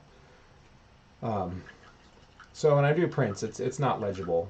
So you do have to know that it's me so you can recognize the name. But on my originals, I would never just do that. So many artists I see just do this, like, this terrible, crappy... I'm like, who is that? I don't know. I want to be able to read your name.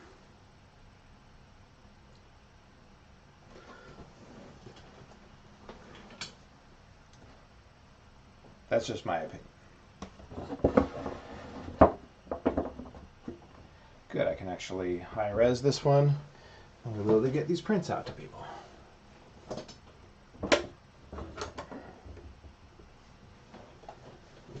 Cool, we'll call that one done. Hair in my face. Pearl and Black Waters is that one. So it was a pretty productive day. Finished my fun Nemo inspired piece, and this is a Pirates of the Caribbean. They say Caribbean in the movie, right?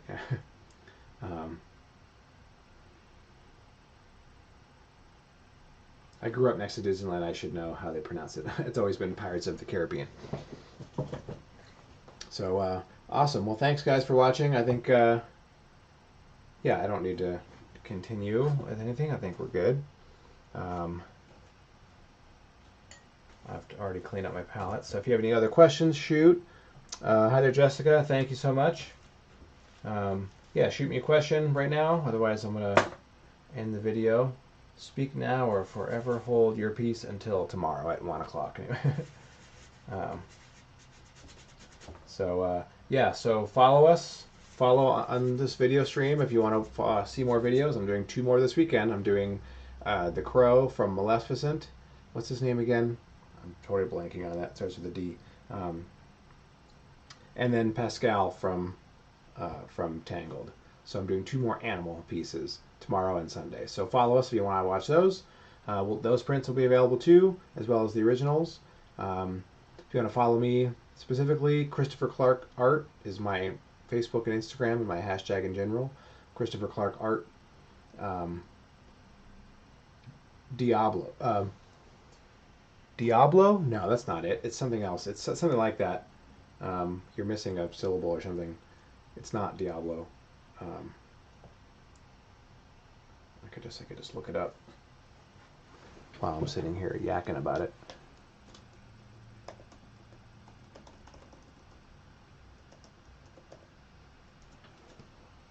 It is Diablo. I totally thought it was something else. I thought it was like close to that.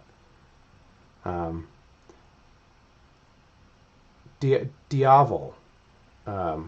Diaval. Diaval. Not Diablo. I guess there's different people. There's different versions. Yeah, Diaval.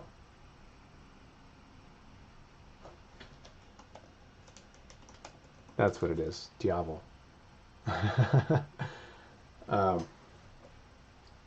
Anyway, so I'm doing Diaval tomorrow from Maleficent, and then Pascal from Tangled on Sunday. So follow us if you want to watch that. Check out our site if you want to buy prints of these. The prints of those 2 are available as well. You can do pre-order. We have the charcoal sketch there, so you can see which piece it is. And then yeah, that's it. So hit up our Patreon if you want to subscribe to us on that and check out some sweet rewards we have for all of our patrons, and help us support doing these live stream videos, and eventually coming out to your town. We can do a cool show out there, that kind of stuff. So that's it. I'm Christopher Clark. Thanks for watching, guys, and we'll catch you all tomorrow at 1 p.m. Mountain Standard Time. If you follow us, you'll get a notification. So, all right, catch you guys later. See you.